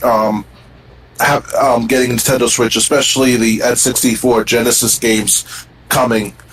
It's just unfortunate that Nintendo's online service, like, they don't even have voice chat. It's a shame that it's a shame their service isn't the same on par as everything you could do with Microsoft and Sony. Mm-hmm. It's cheaper, but at the same time, you're losing things that you don't think you would miss until you actually did it. Right. Since I don't have to go since I don't have a commute to work anymore, the portability really doesn't mean anything to me. But yeah, I would love to play those N64 Genesis games again. Most of the games that they release, probably though, for the Sega Genesis are going to be games you can find on Sonic's Ultimate Genesis Collection. Okay. So, like, if you're looking for something obscure, something like Toe Jam and Earl and Panic on Funkatron, or Animaniacs, or General Chaos, you're going to have to find the cartridge yourself. Right. At a working Genesis. But I think, other games like Ninja Gaiden, Sonic the Hedgehog series, Phantasy Star series, I think these are the games that they're going to add from Sega Genesis catalog on Nintendo Switch Online. That's my assumption. Okay, and we got one more topic. Apple bans Fortnite, and it could last for 5 years. What? Banned for 5 years from Fortnite? Yeah, Fortnite is not allowed to sell on Apple's store. I've got an article. I'm gonna read it. Let's see. Fortnite was originally removed from Apple's App Store last year for violating its policies by launching its own in-app payment system. Okay. Apple charges a 30% commission on all in-app purchases, but this feature tried to bypass that. The move triggered a legal battle brought by Epic Games, which accused Apple of running the App Store as a monopoly. In September, a U.S. court ruled that Apple could not stop app developers directing users to third-party payment options. But the judge also said that Epic failed to demonstrate Apple was operating an illegal monopoly. Both Epic and Apple are appealing respective parts of the judgment. Apple spent a year telling the world, the court, and the press that welcome Epic's return to the App Store if they agree to play by the same rules as everyone else, Mr. Sweeney wrote on Twitter. Epic agreed, and now Apple has re-engaged in another abuse of its monopoly power over 1 billion users. So in correspondence, Apple said Epic had committed an intentional breach of contract and breach of trust. Let's see. That's something else. Hey, Triple J, can you hold up for a couple minutes? I have to use the restroom. Sure. Thanks. You can talk in the meantime. Okay. I'll tell this. This tweet from Tim Sweeney is gonna be the big part. I'll probably read it again when Dr. Games 101 comes back. But Tim Sweeney said on Twitter, late last night, Apple informed Epic that Fortnite will be blacklisted from the Apple ecosystem until the exhaustion of all court appeals, which could be long as a 5-year process. So, yeah, if you want to buy Fortnite through Apple, until the legal matters are done, you're not going to be able to buy through the Apple Store. I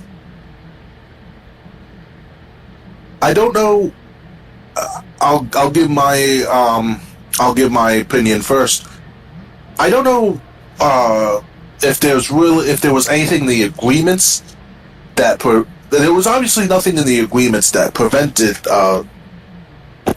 Epic Games from prevented Epic Games from offering people a new way to pay to get Fortnite.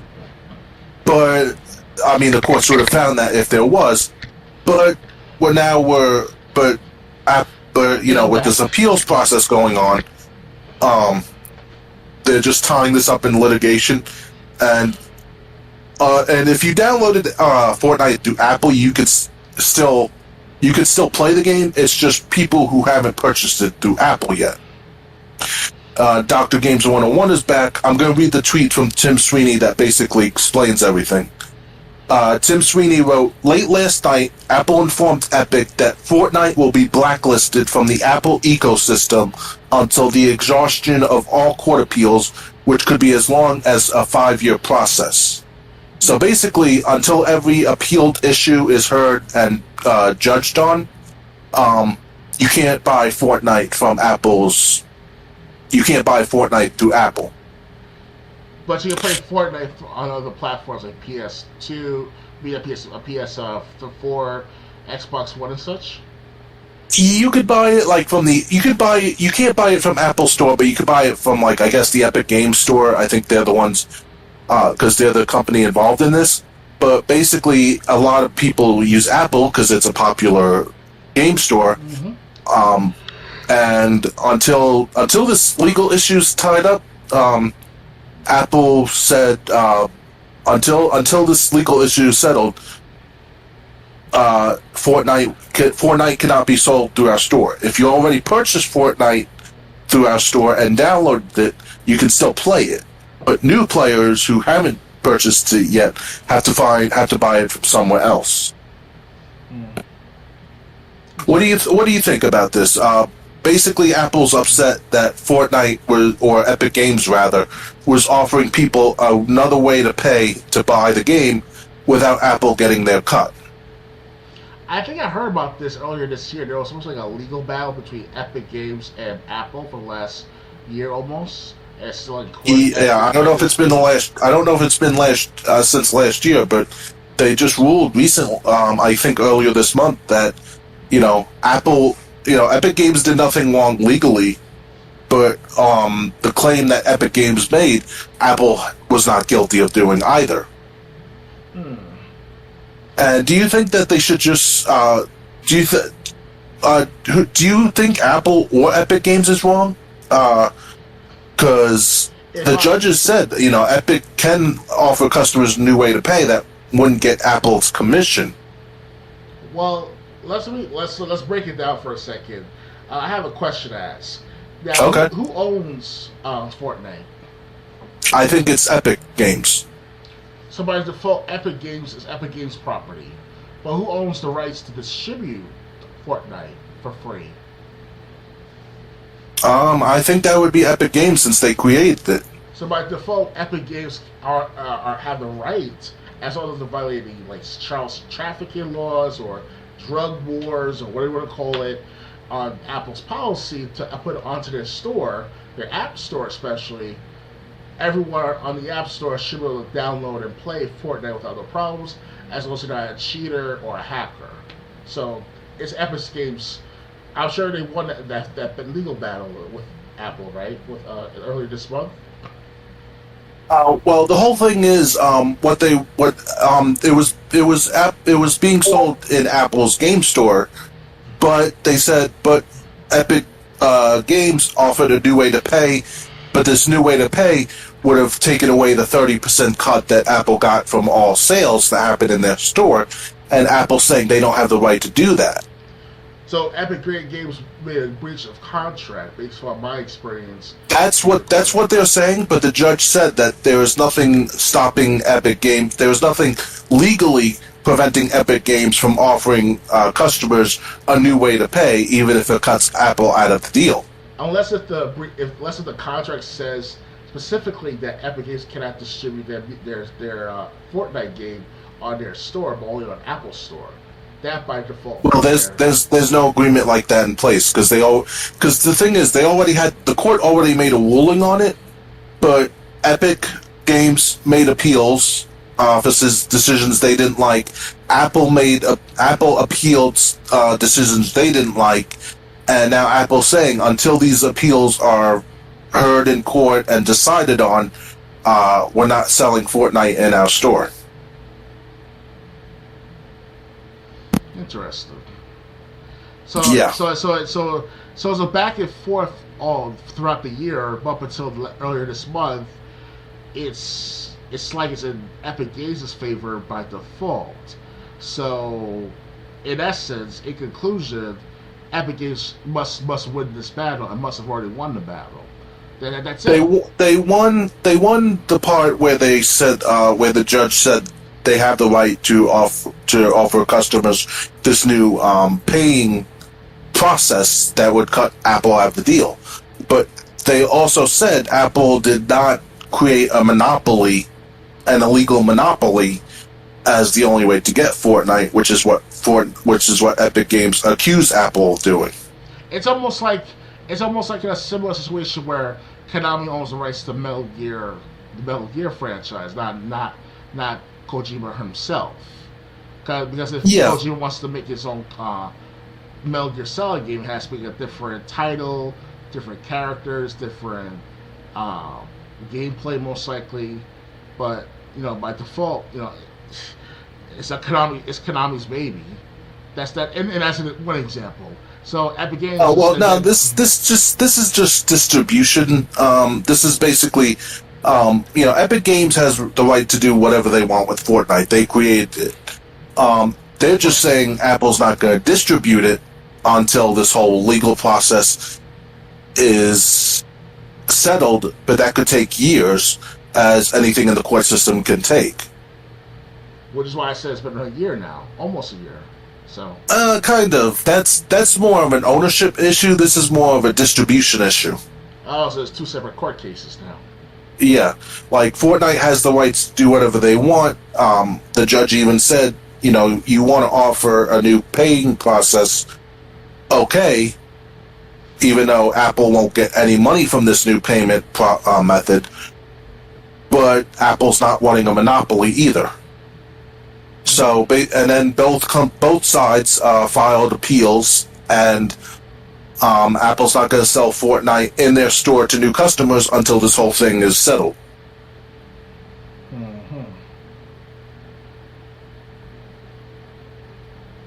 Well, I'm no lawyer, and I have experience being in court not several times, but a couple of times. And one of those examples of me being in court was to learn about my pay for my employer. For some sort of bowling alley job I worked at for a couple of months. They owed me like $300. I took them to court and I won the case plus my legal fee, and that was it. I got my money within a matter of days after the court settled. Even though the owner of the shop or owner of the bowling alley didn't come to the court, it was ruled in my favor by default later on. So, but other than that, this is a copyright related matter, and by default, Epic Games already has that copyright ownership to Fortnite. So I don't see the big deal of this particular case, and if that's the case, that's the case.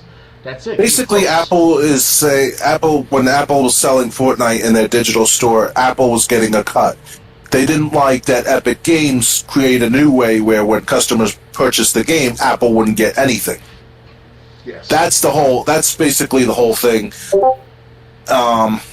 So basically, I guess you would have to go to Epic Games Store. I know they have their own if you wanted to buy Fortnite. And it looks like this thing is going to take years to be settled, which it normally is if it's in the courts. Oh, best of luck. Anyway, that's the last thing we had to talk about. Is there anything else you want to talk about? I just want to iterate one more statement about the Epic Games situation. Well, Epic Games, they're lucky right now, but this other case, well, it's going to be pending for a while, so we got another couple more months till we figure out what's going on with that matter. So. Alright, so the next Let's Discuss Gaming podcast will be on October 9th at 9 p.m. Eastern. Hopefully, then, we will have the information of that final character being added to Super Smash Bros. Ultimate. And we'll also discuss any news stories in gaming that came out in the next couple of weeks. And I'll be trying to stream on Twitch. I don't know if I'll do it. I don't know if I'll do it tomorrow, depending how soon I get updating prices done. But if I don't do it tomorrow, I'll definitely do a Let's Play on BitChute. So subscribe to me on BitChute. Follow me on Twitch. If you're interested in purchasing games, go to the About section in my Twitch. There's a link to my price charting store. And follow me so you know when I go live. And the next podcast will be 2 weeks from now. Dr. Games 101, you got anything to say? No, just keep in mind I'm going to do another channel trailer to my new gaming channel sometime this fall. I'm not sure the exact timing of the matter. Plus, also I'll be doing for those who are into politics and war history or history altogether of war. I'll be doing a compilation montage series called War Ethics sometime this year. I'm not sure when exactly it's going to start on my main channel, but on my gaming channel you'll see more towards the channel trailer. That's a guarantee this fall. So. Alright, so hopefully you enjoyed the podcast. Hopefully you hit that follow button on Twitch, and we'll see you again. We'll see you again on the podcast in 2 weeks. Till then, good night.